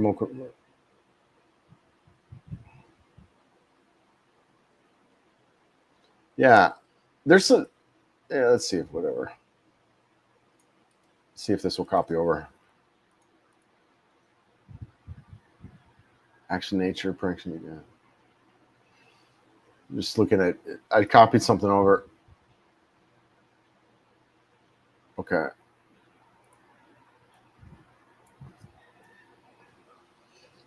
And then I'll copy the rest of it over here. Acts of nature. Here's the second piece of that. So yeah, that's kind of what I got on when I did it. Just a quick search on that. So I hope that helps on that. All right. But yeah, exploitation is dangerous in the areas that have been tested. Small stuff can really avoid the temptation. Yeah, that's my understanding too. Some of those areas is they try to exploit you on whatever. That's why, you know, if you can kind of blend in, if you just, especially when you're going through some of these more dangerous areas, standing out isn't necessarily the way to be. Be more subdued, kind of blend in as much as possible, and you'll have less problems there. Yeah, registration includes basic insurance in the Philippines. Exactly right. When you register your bike, there's some basic insurance. But most people, yeah, I think just do out of pocket. Hey, what's up, brother? Good morning. Magandang buntag or magandang umaga. Hope you're good there. There's Michael Onstad. Hey, yeah, so this guy does health insurance. So if you're interested in some health insurance, this guy, to my knowledge, is one of the only health insurance reps here in the Philippines. So check him out if you're looking for some health insurance. I think he does, got a bunch of different plans there for folks here wanting some health insurance. Just because guys can't afford women of the night due to having stronger fiat currency doesn't change reality.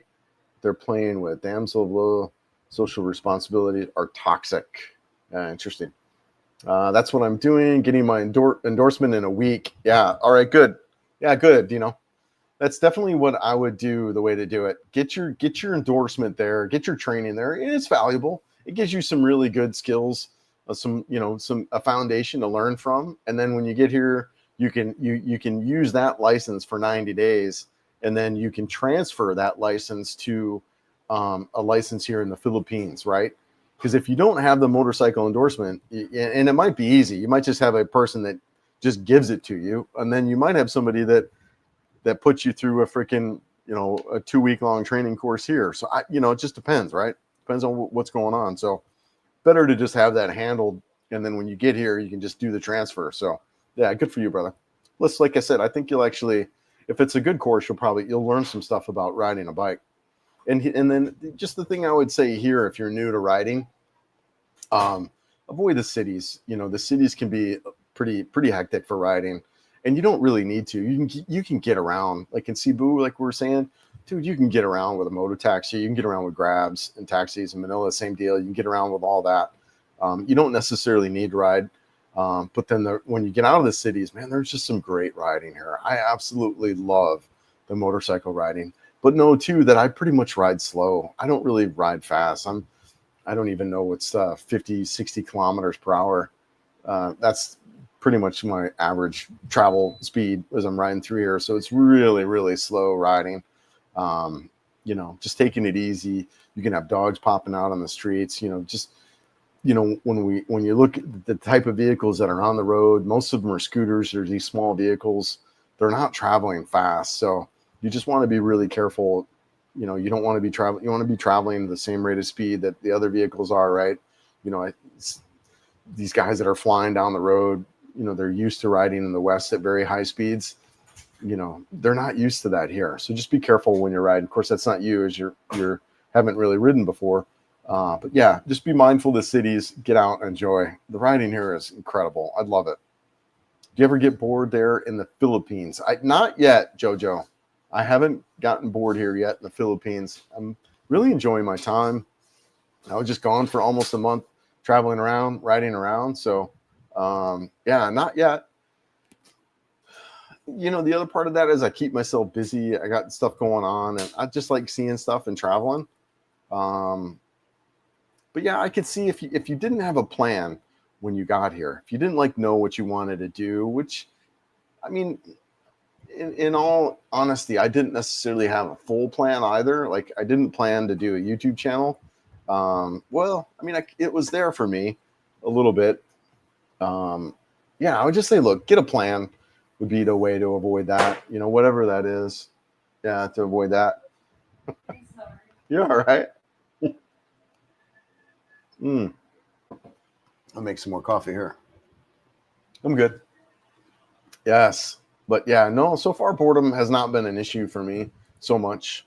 A lot going on between traveling around and girlfriend and that. My passport arrived yesterday. Yes. Good for you, man. Congratulations. Congratulations. I really recently saw a lawnmower in front of a Husqvarna on display construction market. Dude, the Honda dealership in Togum had a lawnmower. It's the first lawnmower I've seen since I've been here. And even then, it was in a shop. It wasn't out being used. I've never seen a lawnmower in use out here, ever. If anytime I've seen people cutting grass, it's with freaking scissors and shears. The Philippines are religious and tend to put family over their husband. Even though the Bible says leave, even cleave, which means your hubby or wife over your parents. Yeah, okay, yep.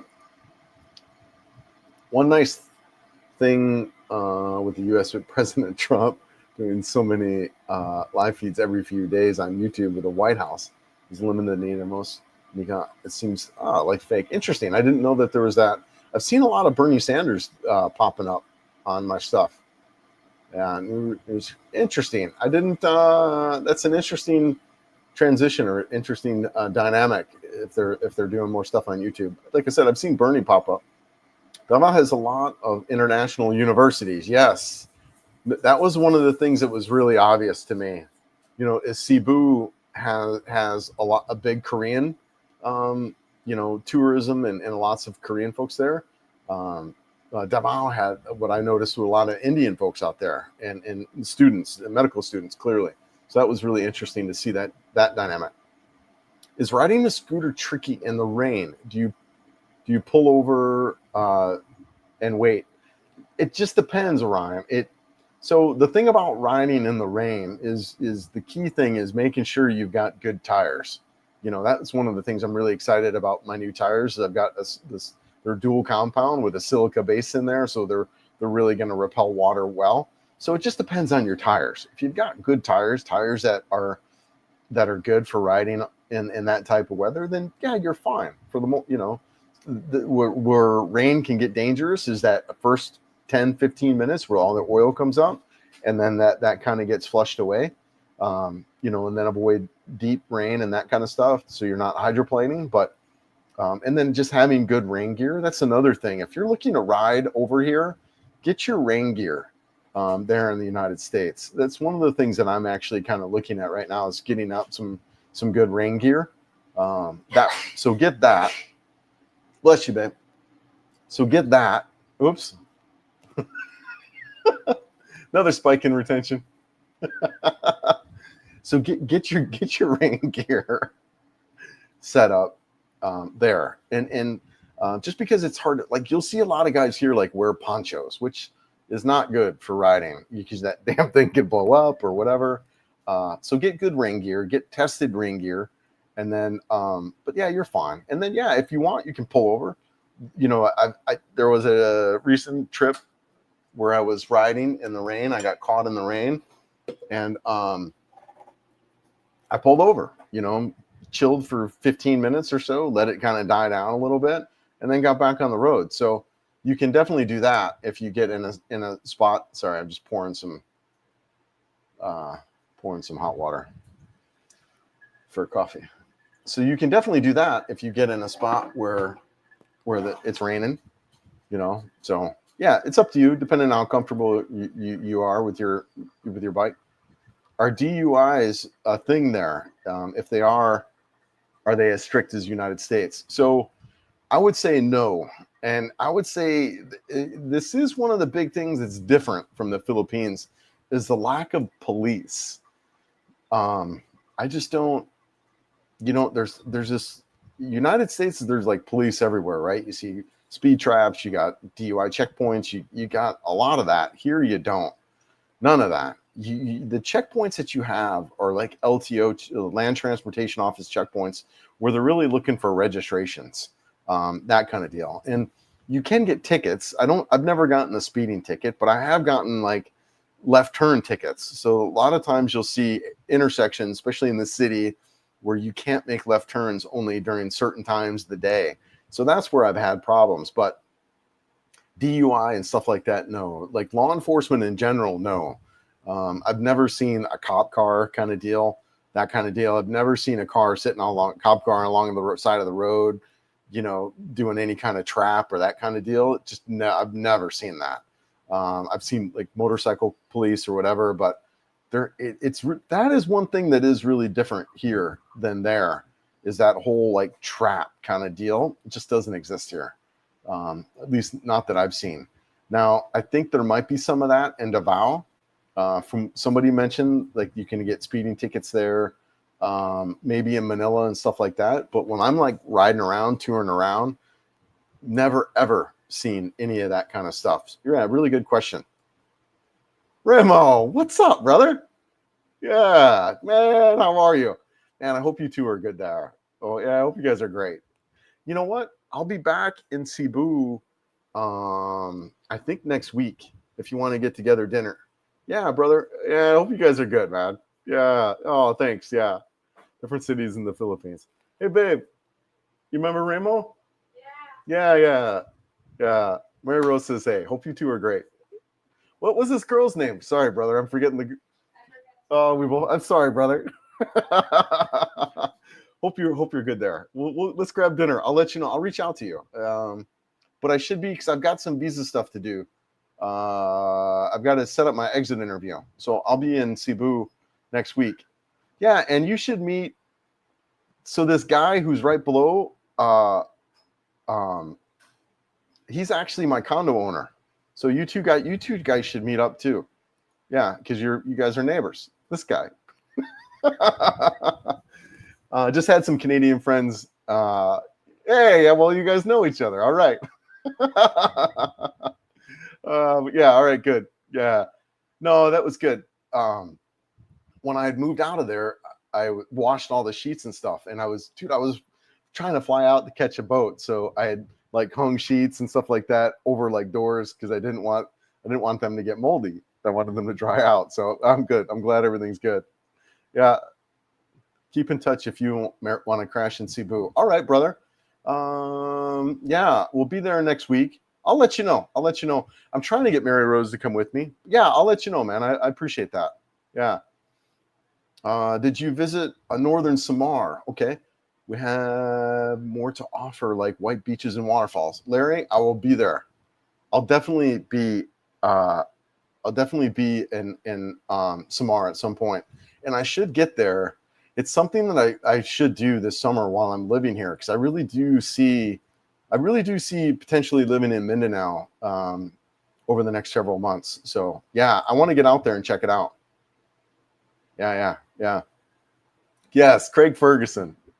Dude, he did that skit. I think it starts off with Britney Spears, you know, kind of giving her a hard time about whatever's going on. And then he goes into his days of drinking. So that was funny. Really, really good time. I'm going to skip over my stuff there. Wow. All right. Jay, what's happening, brother? I finally caught a live, so I wanted to say, hey, I'm on track to be over there this year. Yeah, take care and ride free. Yeah, man. Well, thanks, Jay. Yeah, appreciate you being here. It'd been a while since I'd done a live, and thought I'd hop on and say hey. And now I'm back home. So yeah. No, thanks, Jay. Appreciate you, man. Hope you have hope time flies and you're able to get here soon. Kevin, hey brother, I love the way all the crazy situations a challenge. Yeah, great way to see things. Trying to think that way before I move over. Yeah, the West mindset, quite challenging. Yeah, no, that has been the shift for me, and that was one of my intentions of being over here. It's just really kind of slow this guy down, right? You know, it was when I was in my accident and was home for 3 months.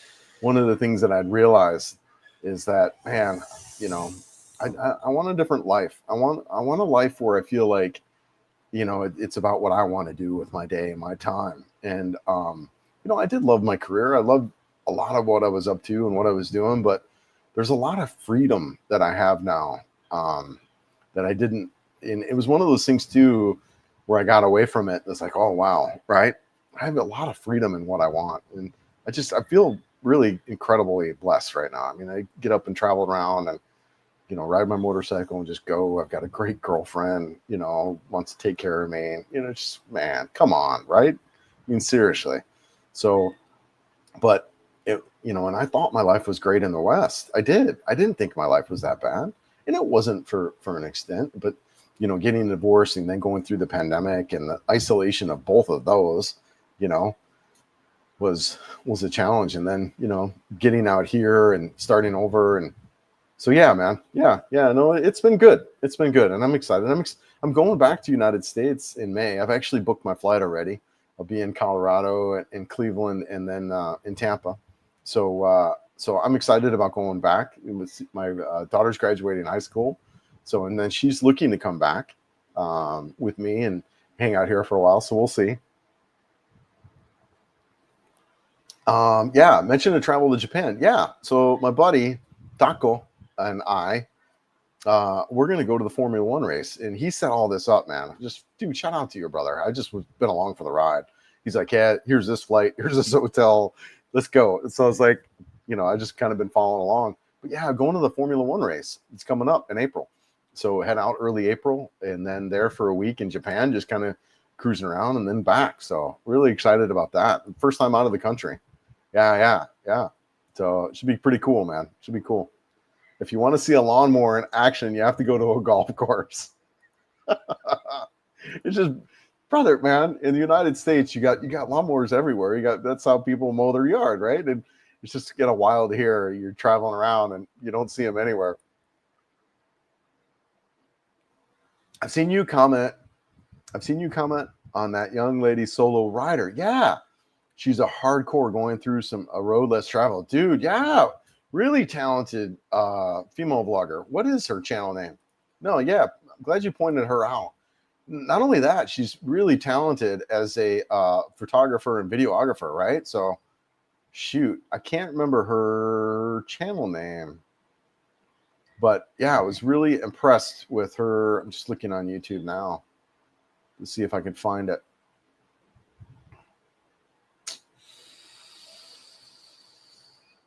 Yeah, shoot, I can't see it. But yeah, I was really impressed with her. I remember I commented on her first video and, just she's a talented editor. Like she knows her way around the editing software and the GoPro that she's shooting on doesn't have quite the resolution.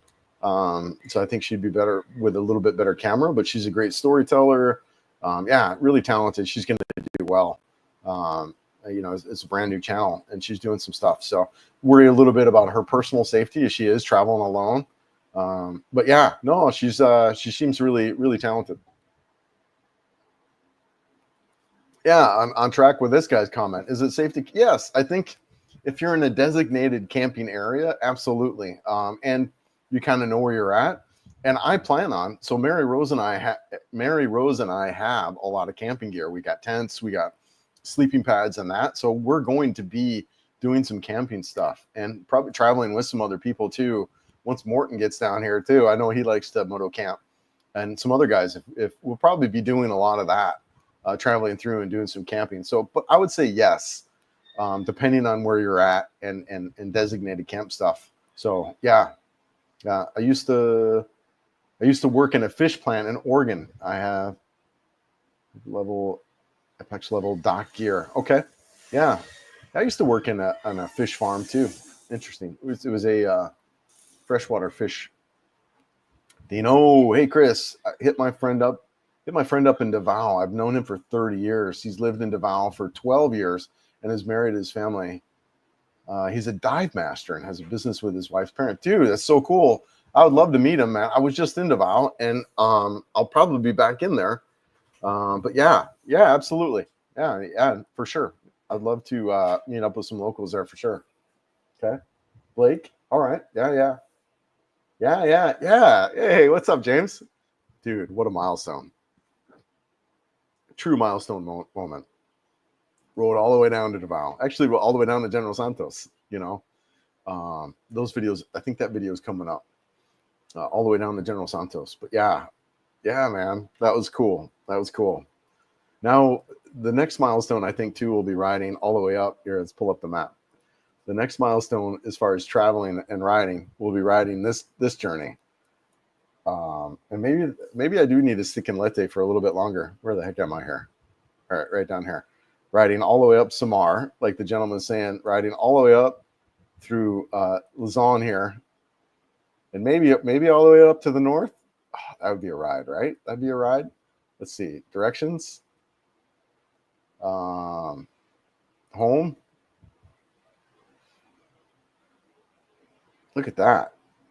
38 hours. Oh, let's go, man. Who wants to join me on that ride? Let's go, man. I know you'd be there. I know Taco would be there. I know my other brother Jack. Oh, so cool. So cool, right? Oh, love it. Love it. And that's life here. That's life. Where do we want to go? Right? What do we want? Well, hop on a bike and go find some restaurants, go find some coffee shops, go find some roads. Let's go, man. Come on, James. Too fun, gentlemen. Good times. And ladies, whoever's here watching. I love it. Joshua, hey Chris, me and Josh, me and the one who skated at work in G-Mall, you remember, just want to ask, what's the full name caption? The sushi in General Santos, because he's hiring me. Oh, hey, Josh. Yeah, brother. How are you, man? Yeah, so your video, brother, is coming out. Hold on. Content. So March 22nd, your video where you're gonna be in, you'll be there, brother. Yeah, dude. This great kid, man. Good kid. Hey, keep up the college though, right?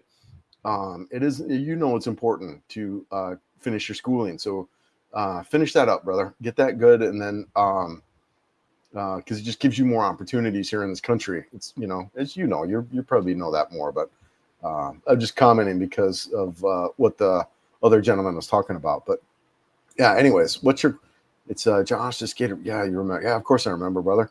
You just asked the full name of the captain. I don't know I can't remember his name. Was it Jim? I think his full name, I think it was Jim. Okay, he's hiring you, but make sure you finish school, right? Finish your school, because I know you're in school. But yeah, I don't remember his full name. I don't. And I thought he said he was selling his business on a video. But yeah. I don't know who he is. Yeah. You're gonna pay for me a ticket to. I don't know, brother. I don't know him that well. I just met him. I don't know. Be careful. I just don't. I'm not sure. You're a good kid. Just keep. I don't think can you get to Canada? I don't know about getting to Canada. I think that might be hard. Yeah, I know who you are. Yeah. Yeah, I don't know. Finish your college. Finish your college is what I would say. Trust me. Finish your college. No, it's not Itchy Boots. It's another girl. She is a European girl. I think she's German. Hold on. Let's see if I can find her. Dashboard. What's her channel name, guys? If anyone's seen it. Let's see here.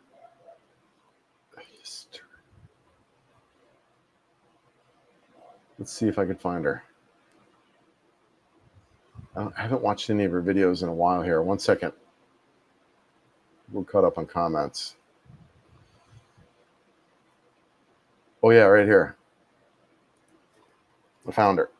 1 second. Lucy, I'll do a I'll paste it in here. Yeah, that's her. check her channel out. Yeah, she's I think she's crushing it. I think she's doing well. She's small channel, 4,000 subscribers, videos. Yeah, but I mean, her last video got 56,000 views, so she's like crushing it, right? She's really good with her thumbnails. Yeah, I think whatever, she's in her 20s, maybe 30s. A younger girl. She's got whatever 25 videos. Yeah, check her out. She seems really. I dig it. Yeah. There you go. Yeah, you got her. Yep. Yeah. No, really, really talented. Yeah. That's right. I forgot you guys had met. Yeah. No, that's great. I mean, you guys are neighbors, so yeah. No, I'm glad you guys have met. I've forgotten. Over 50 now, brother. I can barely remember what I had for dinner the night before, or even the day of. Oh, no, that's great. Hey, Chris, can you recommend a good condominium community to live at in Cebu? Well, Douglas, I would say Solanina, or however the hell you pronounce that, right there, off of here. I'll show you where it's at. I show you where it's at. That is where I would. It's probably one of the, there's a bunch of options. Yeah, this place. I stayed there for a year. Great place. Inexpensive in comparison. It's not the best deal in all of Cebu, but you're right across the street. They've got like 5 different towers, right? They got Tower 5, Tower 2. It's just there's a bunch of units there. You should be able to get in there really, really easily. And then over in the IT park though, there's some really good places too. Yeah, Avita Towers over here. So there's a couple of Avita Towers. There's this one that's off of IT Park, and then there's this one across from the Supermercado. These are the older ones. I probably wouldn't stay here. I would stay in these Avita Towers. There's also the 38 Plaza, which is, 38 Park. This is a nice place to be. Those are where I would start. The Avita Towers, the 38 Park, Selenia. Those would be like my top recommendations right off the top of my head. And like I said, I stayed in Selenia for a year. Loved it. Really good place. Loved it. Yeah, highly recommend it. Yeah, good luck, Douglas. 38 hours seems like a challenge. 38 hours, what are we talking about? A ride up? Yeah, dude, no thanks, man. I just did that 5-hour ride from Southern Leyte to home. I was struggling, man. That was hard. That was a hard ride. Yeah, I like riding like 2 to 3 hours, and then take breaks, and then chill in a hotel, check out the city. I like the riding, but I also really much like checking out the city. I would say it's almost as much as that. Like, get somewhere, check out the town, see what's around, and then maybe you spend a night or two, couple nights, and then get back on the road and travel a couple more hours and same kind of thing. I really like that type of travel. I'm currently sitting here with a ground copper rod stuck out of the ground outside my apartment with a wire attached to my hook. My God. Oh, brother. Yeah, that's her channel. Yeah, really talented. Yeah, check her out. Seems really good. She's planning to go all the way up northern Mindanao. Yeah. She seems like she's riding it all, man. Seems like she's riding it all. Lucy Dop Oils. Yeah, I could see that. She looks like she dops oils a little bit. I think she's German. She has a German vibe to her, Too funny. Am I going to grab the opportunity that Captain gave me, Chris, because the tuition here in the Philippines is so high? Okay. Well, brother, I think college could be a scam in the United States. College could be a scam in the West. But Joshua, brother, in your country, college is so critical because you can't even work. You probably know this already, but you can't even get a job at a restaurant without a college degree here. So I would see what you can do to finish your college education here if you can. It's just so important, brother. If you can do it, just focus. I thought you were close to being done. I don't remember, honestly, but I know you're a good kid. I would do what you can do to finish your college education here. It's important 5-10 years down the road, right? The big opportunity for a local guy like me, get my passport, and Captain is gonna do the visa and help me. Okay, I don't know him that well, and he might have had some business stuff back in Canada. Just be careful. Just be careful, right? Have your head on you. I met him just a couple nights and talked to him. He's a chatty guy, chatty guy. Skating Geezer. Oh, what a great name, brother. Hey, you're in Ormoc. Nice, man. Say hi to you at Robinson's about a year ago through the restaurant. Yes, I remember you, brother. I remember you. If you have any Samar or Leyte rides, I'd be glad. Okay. Yeah. But I'm not ready for. Yeah, as I was just talking about, my typical ride stuff is like 2 to 3 hours is what I like to ride. I just get stiff. I don't get comfortable, and so I like 2 to 3 hours and then chill and check out the city and then move on or whatever.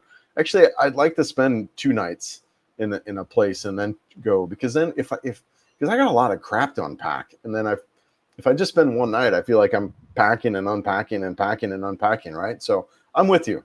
Yes, I do remember you. I'd love to meet up, and we should do some rides. I'm definitely getting a kind of a riding group here. It's just sometimes hard to coordinate and schedule. I did a bunch of stuff with my buddy Jim, so we did some rides just down through Mindanao. We didn't ride the whole thing, but we hooked up for several days. So yeah, man, love to. Love the freaking screen name. Right? That's great. You're almost 20K subs. Congrats. Yeah, man. Those channels seem to take off after 30 to 40K. So please hang in there. Yeah, no, I appreciate it. Admittedly, Kevin, it hasn't been the easiest of journey for me. I don't kind of do things halfway, and that was why I'm glad I don't drink anymore, right? Because I kind of go after things, including alcohol. And I did the same thing with YouTube. So I think taking a step back, being consistent. One of the things that I'm learning is YouTube is not a sprint; it's a marathon.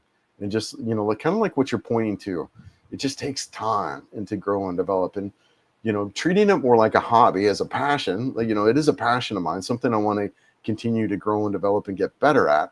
But it's also it is that it's that hobby. It's something that, and over this past month now, I think it's been treating it that way. And then it's surprisingly, though, there's been growth in that. So yeah, no, I'm excited. I'm actually, as far as what I envisioned from YouTube and what I was looking to get out of it, it's definitely fulfilling on that.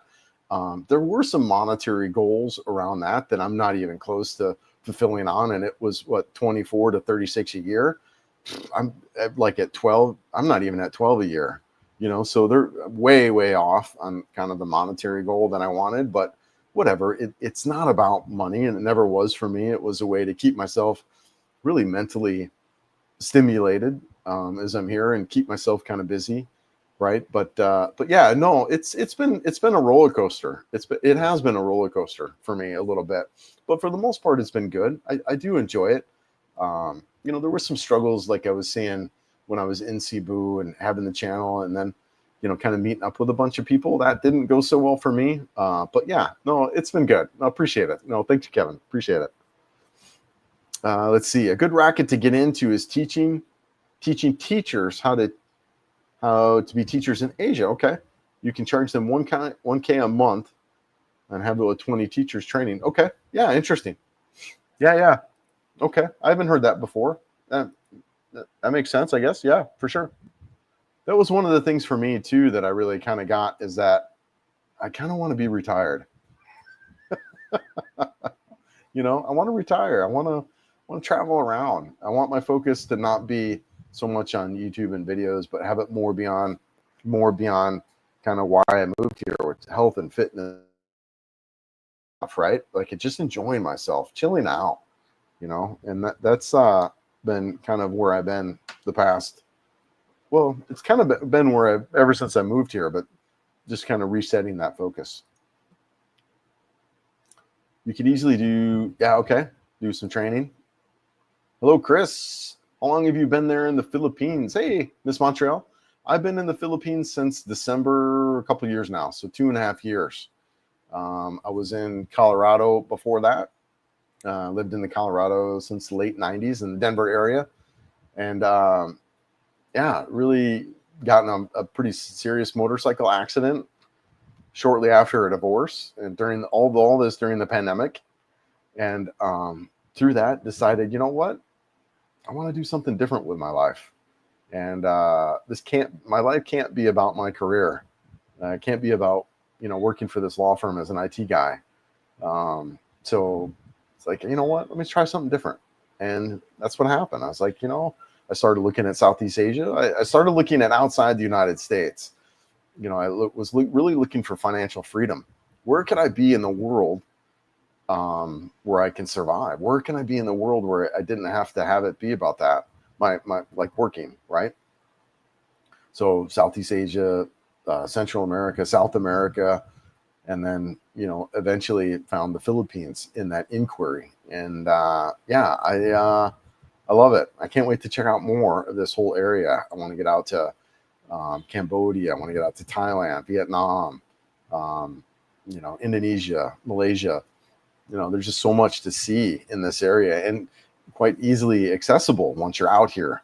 So I'm really, really happy to be out here. I feel very fortunate, feel very lucky.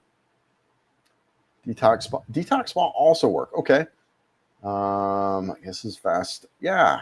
I've been looking a little bit at fasting all over Thailand. I charge about $2,000 a month. Okay. All right. We're caught up in comments. What do we want to talk about? You want to come say hi, Mary Rose? Do you have pants on yet? No pants on? Okay. Oh, you do have pants on. Okay. We're going to see Spike in that video retention where you came by and showed everyone your underwear. Really? I think so. Come say hi. Oh, it's got face tracking. I need to come over this way. What's up? Mayang buntag. How are you? Good. Yeah? Yes. Finishing up her last year. Graduates this year. Industrial engineering. Excited? Yeah. Yeah? Finally, no school. Finally, no school. I know, right? What are we going to do when you graduate? We're going to travel around? Are you going to ride the scooter and I'll ride the motorcycle, right? Yes. Do some camping? We almost went camping this weekend, didn't we?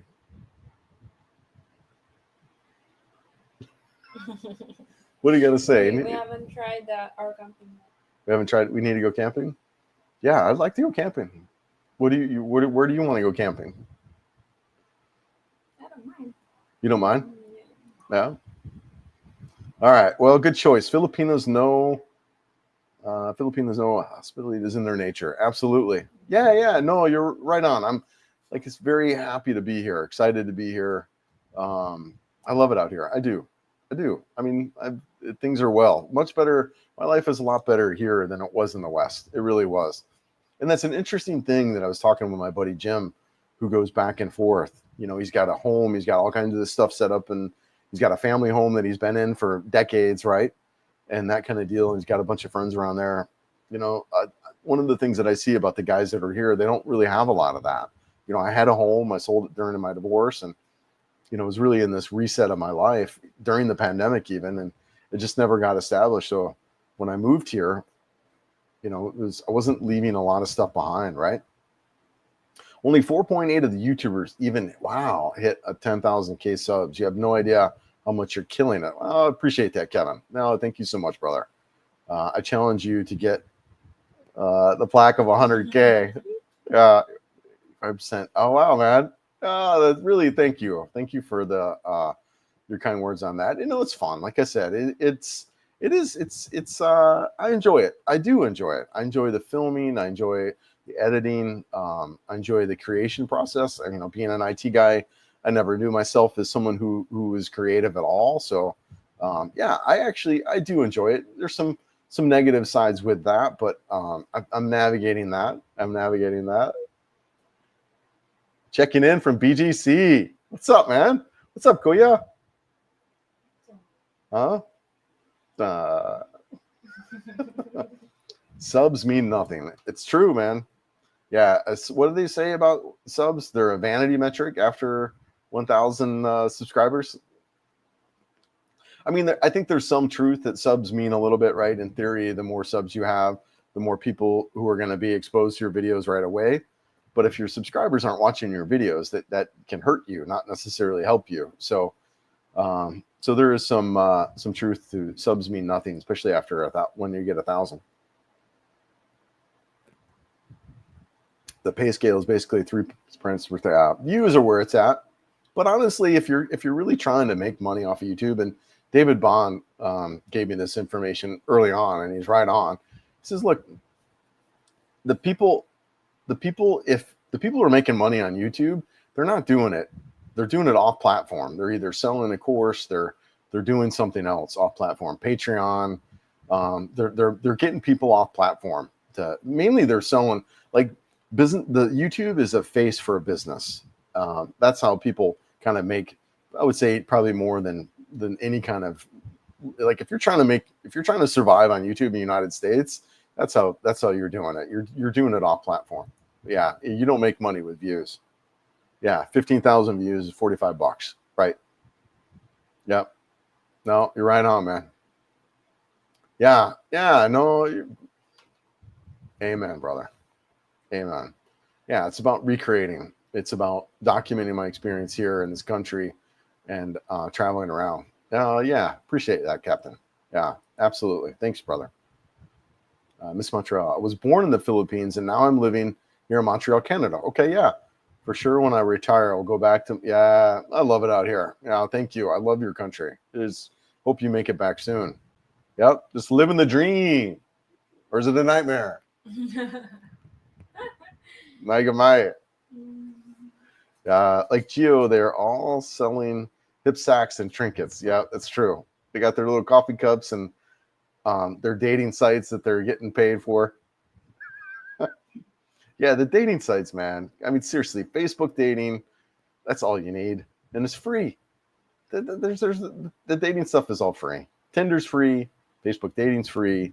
Bumble's free. I mean, all these things are free. What is Mary Rose going to do with the degree? Employment direction. What do you think there, girl? What are you going to do with your degree? I'll just carry it. You're just going to carry it? No, I'll work. What do you see? What type of job do you think you'd do? I don't know. But it's a good thing because my degree is a broad work. Broad, very versatile. Yeah. You can go in accounting, you can do HR.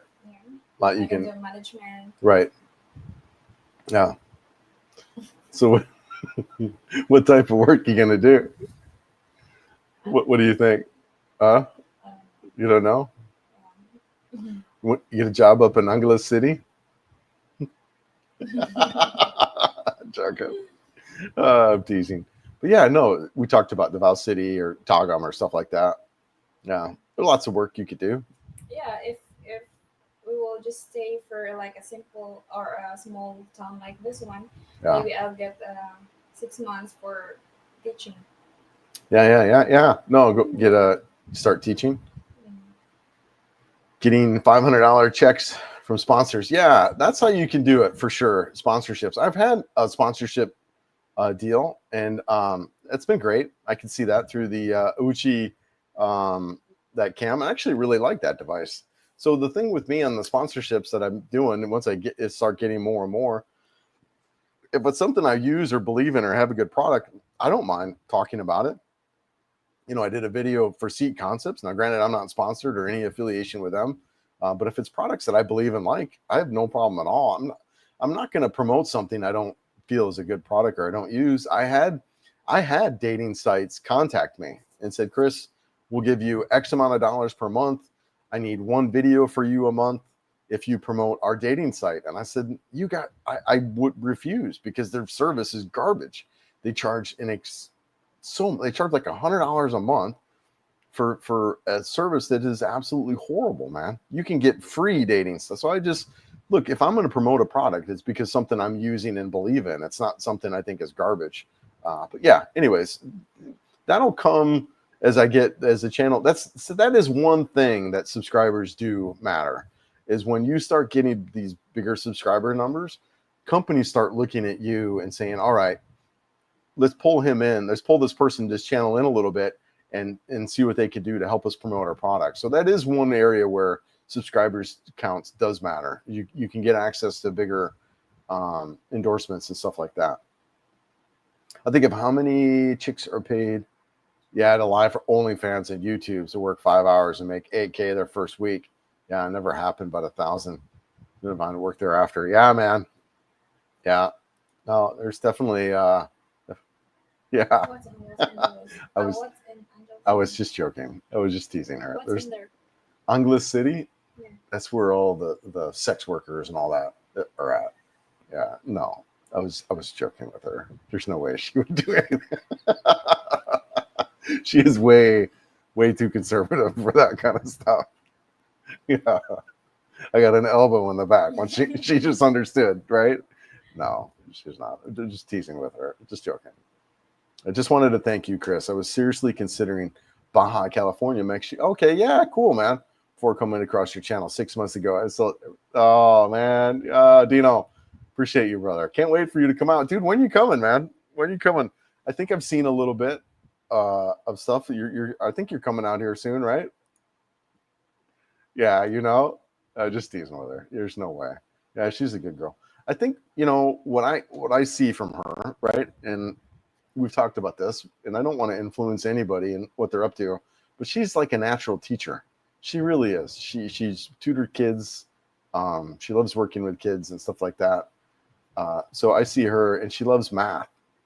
So what I envision is her going back, getting her master's, and then teaching math at some university somewhere. But who knows? What do you think, Dai? Do you like teaching math? Do you like teaching kids? Yeah. Right? You enjoy that, right? And you've got a mind for math. Like you love math. Right? What you looking at? The questions that are coming in? Yeah. Buddy. Yeah, good for you, sweetie. Yeah. No, she's a good girl. She really is a good girl. I thought Mary Rose was going to work for you on your chicken farm. That's right. Yes. She would love to have a farm. Yeah. Right? Love to have a farm. Yeah. What do we want to grow on our farm? Vegetables and fruits. Fruits and vegetables. Yeah. We're gonna have chickens. Yes. Yeah, of course. Of course. Oh, so fun. Yeah. No, you're right, man. We do need that chicken farm. That'd be fun, right? Yeah. Where would it be at? Where would we get our farm at? Here in Palompon? I don't know. It's up to you. I think this would be a good place for a farm. I think. Remember we met those people, and they're just south of us. I think in that area, kind of like your dad's home, right? Mm. In that area, or like where your dad's at, and right there, get a farm out there. Yeah, truly. A motorcycle sponsor would be great. Honda, Royal Enfield. I'm a fan of both of those bikes. Yeah, I don't know, man. We'll see. I'm not too worried about it. Honestly, I've gone back to just kind of been just having fun with it as much as I can and chilling with it and recording what I like. I think that's another key kind of thing, right? Is you gotta build your audience around the stuff that you like to do.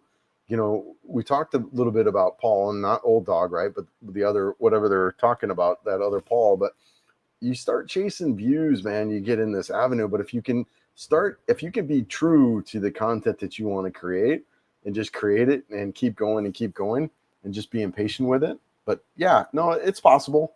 Yeah, some sponsorships will come. Mary Rose, just the name makes you want to pass rosary beads through your fingers. Oh, she's a sweetie. She really is. And guys, this is the kind of dating stuff that's possible too once you kind of get out of the cities. It's different. It's very different. Yeah, it's great. Yeah, good luck to you, Chris, and may you enjoy your stay in the Philippines. Yes, Miss Montreal. Salamat kayo. Appreciate it. Thank you for sharing your beautiful homeland and I hope you make it back home soon. Thank you. Appreciate it. Then your rest for their day at work tomorrow. Yeah, it's getting late. What do we got? Oh, you're working on the weekends, huh? It's Saturday night. Greetings from Canada. Yes. What's up? Good evening. Good afternoon. Yes. Bye and hi, Miss Mary Rose. How you doing, babe? You good? Yeah, I'm good. Yeah. I'm doing the laundry. Doing some laundry. Mm-hmm. Do we want what do we want for want any breakfast or anything? I prepare. Are you with them? Yeah, I prepare some. Oh, you have already? Not yet. Eggs and But I'm waiting for you to say I'm good on that. Are we gonna go we're gonna go to the markets and get some stuff? Yeah, after breakfast. Sweet. We're gonna get the Dude, I love the markets here. Love it. We go on the weekends because Sunday and Monday are the big days, right? Mm. Go in the markets and get some stuff. It's so delicious. Yeah. Get fresh fruits. Go out, and I think I've shot a video on it, but maybe not. I should maybe time to shoot another one. Chickens take, I think, 16 weeks to start laying eggs, and people are mad at Trump that in 30 days gotten it done. Dude, that's hilarious. Dude, that is so funny. What a great comment. Chickens take 16 weeks to start laying eggs. Oh, dude, that's hilarious. Yeah. We'll get our chickens. How many chickens do we need, babe? I think what we saw, probably 8 or so chickens we need to do our chicken farm to get eggs. But that's funny. That's funny. Yeah. I have a lot of loose ends to tie up. Okay. Yeah. And stuff to get rid of. Yeah. George Carlin stuff. I hear you. That's Freedom Ring. Yeah. Good for you, man. Good for you. Actually, 18 to 22 weeks for chickens or for Trump. Oh, that's great, man. Your wife behind you, please. She is sitting inside you, please. Yeah, she's sweet. Great girl. We've been dating almost a year now, babe, right? Yeah. Be April 13th. Yeah. Remember. I know, right? Thankfully. How did I remember that? Yeah, we've been dating almost a year now. Yeah, good for you. Good for us. Yeah, sweet girl. Please teach new riders not to use their front brake. Scotty, did he really? His soft ground on the road, never corner soft front brake should not be allowed. Yeah, well, and we've been talking a lot about that with braking and the road conditions. So the thing that's there is on these roads, you have a lot of gravel in the roads, a lot of loose stuff, and when you have a lot of loose stuff on hard stuff, that is like marbles, right? Marbles on concrete. It can be really dangerous. Front brake's a problem. Yeah, you don't really want to brake going into corners. So yeah, that's why you just ride slow, guys. Just ride slow. Just take it easy. And yeah, that would be my advice to guys coming over here is just take it easy. Just, there's no hurry to get anywhere. We're retired. Leave early in the morning, track the weather, kind of know what's going on weather-wise. I'm a big fan of Zoom Earth and Windy, those two applications for tracking the weather.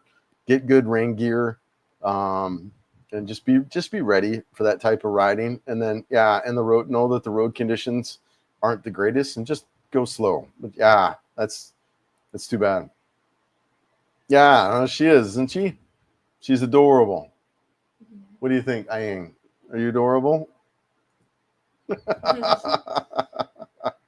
Yeah, she's a sweet girl. Yeah, let freedom ring. I'll be so cleansing. It is. Yeah. It is. It was free for me to get rid of all my stuff too when I moved over here. Yeah, good for you, Dino. Yes, morning. Mayong buntag. Hope you're good. Mango sap smells fantastic. I love mangoes, man. The mangoes here are unbelievable. They're from Davao.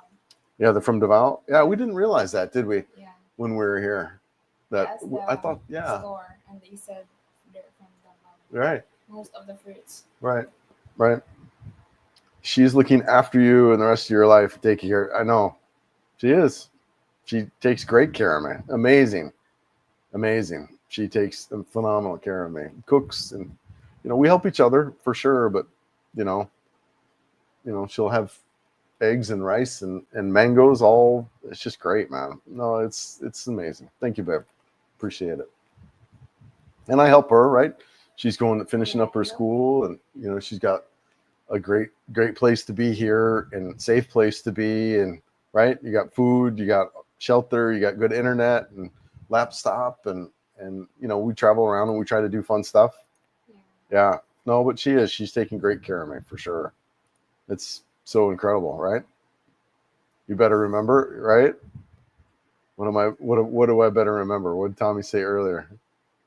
You say anything? Oh yeah, Mary Rose. Yeah, just yeah. April 13th. Oh, that's funny. Too funny, man. Canadian from Vancouver, married 29 years to a Filipino, retired, been here 77 years, built home. Oh man, so cool, brother. I love it. Yeah, I want your life, man. I'm getting there. Oh, so cool. Yeah, the farm sounds cool. Yeah. Okay. Yeah. 7 years. I see ya. Yeah. Yeah. 7 years. Yeah. No, that's great, man. So kind of what I'm doing now is kind of just like, all right, where do I want to be? Right. Like, what are these areas? And I find if you guys are watching my videos, it's like every town I'm in, I'm like, oh, I could live here. I could live here. And it's true.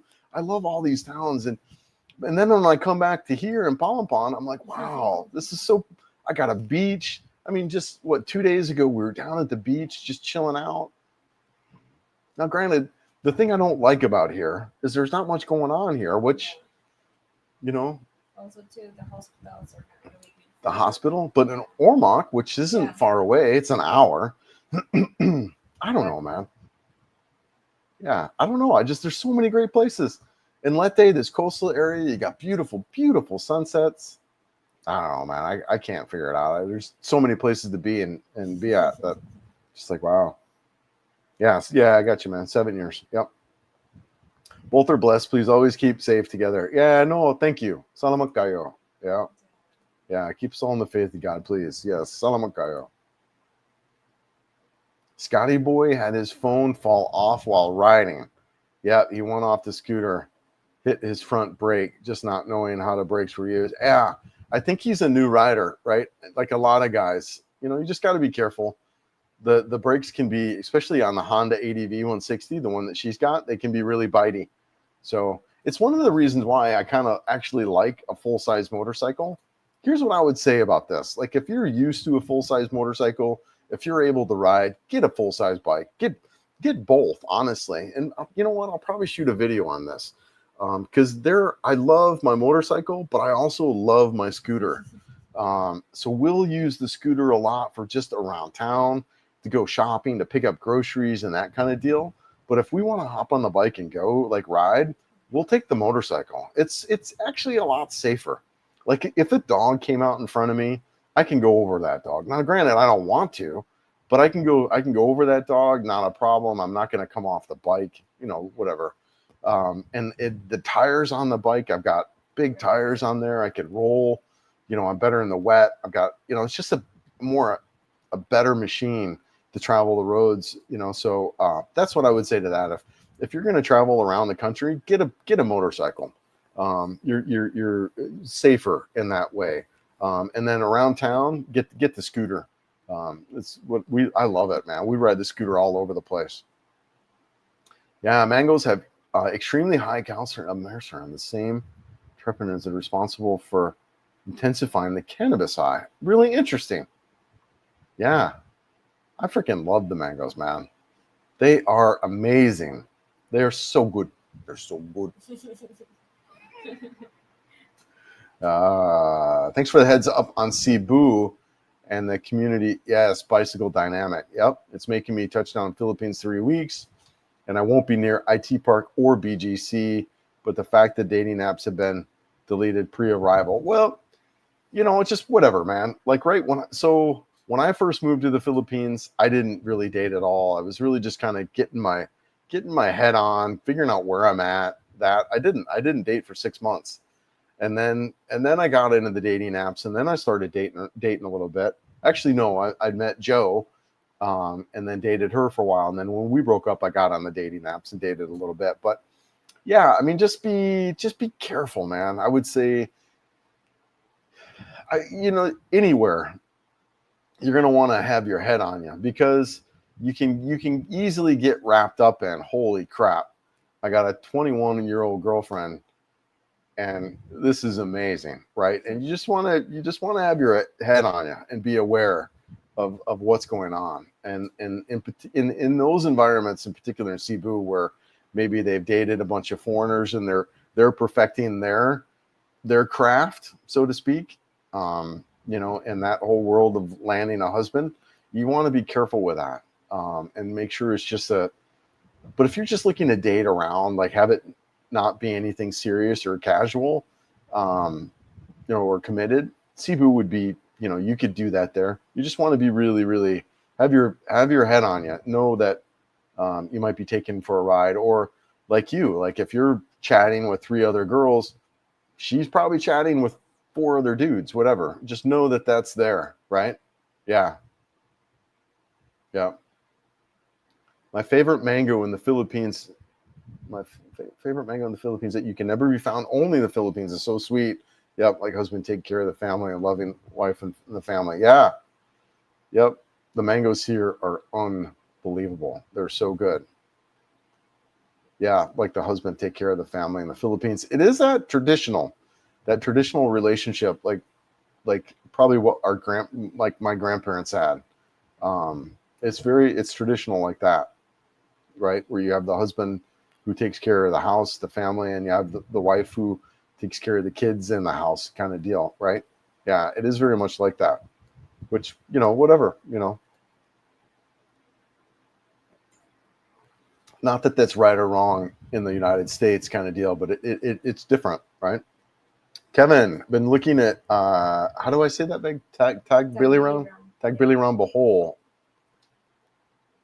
Yeah, decent sized city, and nearby, a good beach, Boracay. Yeah, as good as beach as Boracay. Yeah. Dude, I think you're right on, Kevin. I think it's a phenomenal place to be. I think Bohol is it's why some of the guys who've been here forever are there, right? Like Rike and some of these old other guys. That's where they're at. So I'm with you. I think Bohol is phenomenal. Easy access back to Cebu. Get access to an airport. I think it's good. We'll be in Bohol at some point, I would imagine. I want to get out there. Yeah, and the beach. I know what you meant, brother. Yep. Yeah, and then of course let's pull up the map.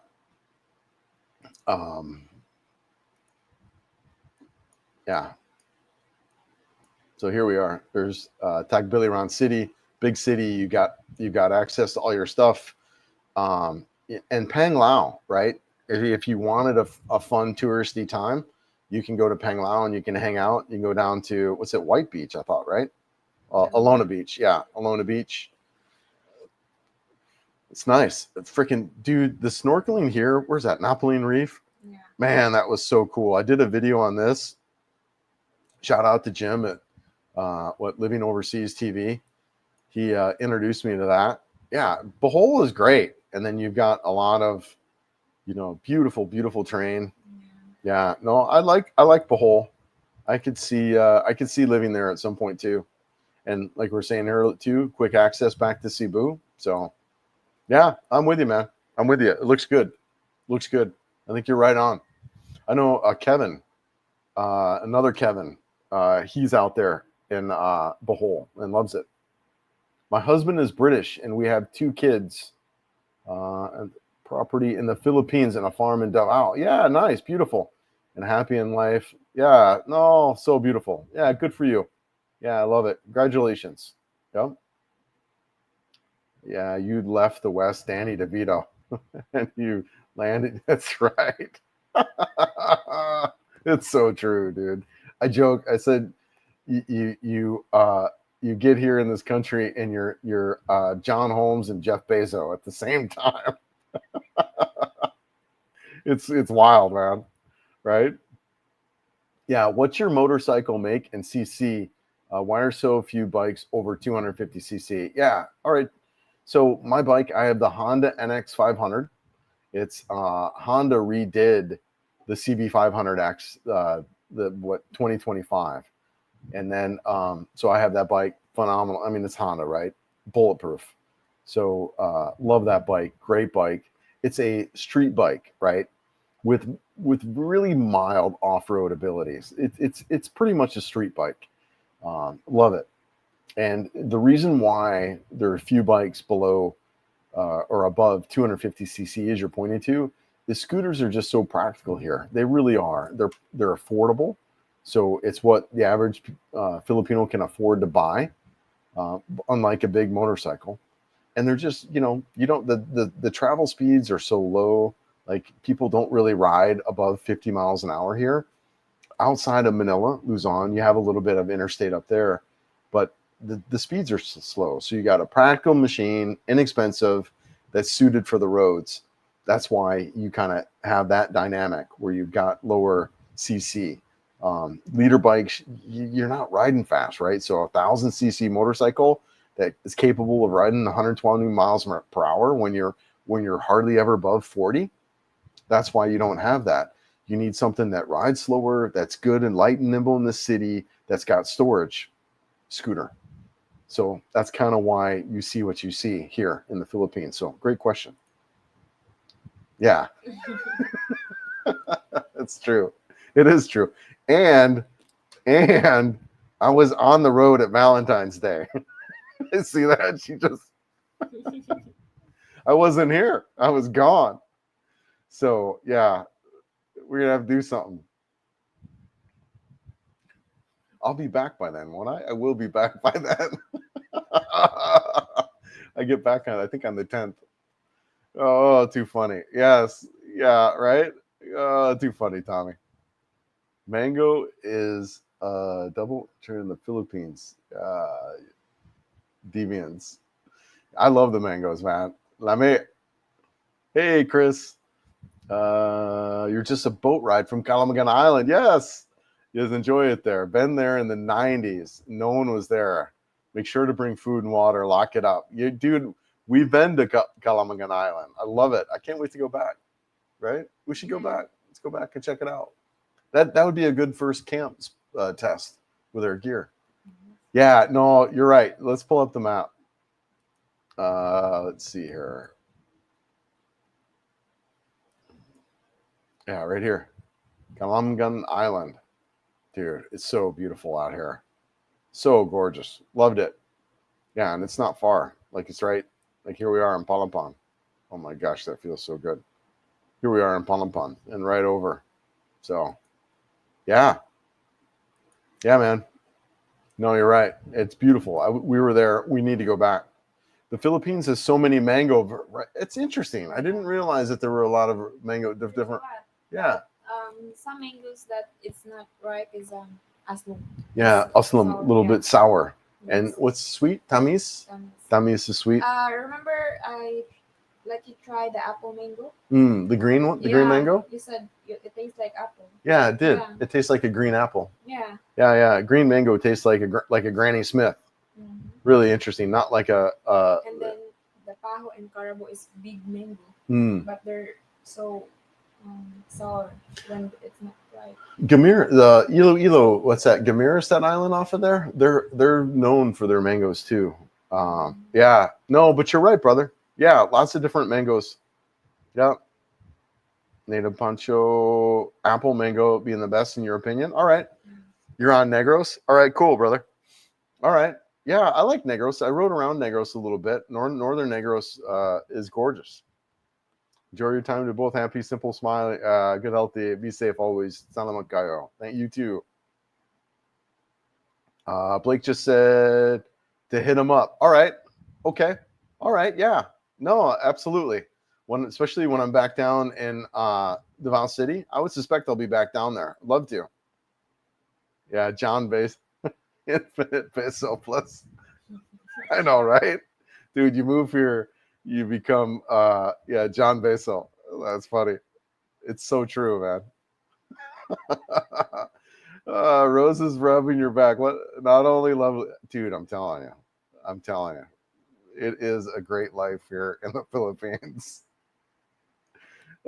Please pull up. Yeah, please pull up Rojas on the map. So near Boracay and seems forgotten city, full of music festivals. Wires. You know, I know where you're at. What's his name's out there, right? What's his name? That Filipino Life, right? Michael. Yeah, he's out there. So he talks about it. Yeah, Rojas City. Yeah, he talks about it a lot. I have never been. I have spent a little bit of time. What's this? Panay Island. I will be riding that at some point. I'm really excited about riding this coast right down through here.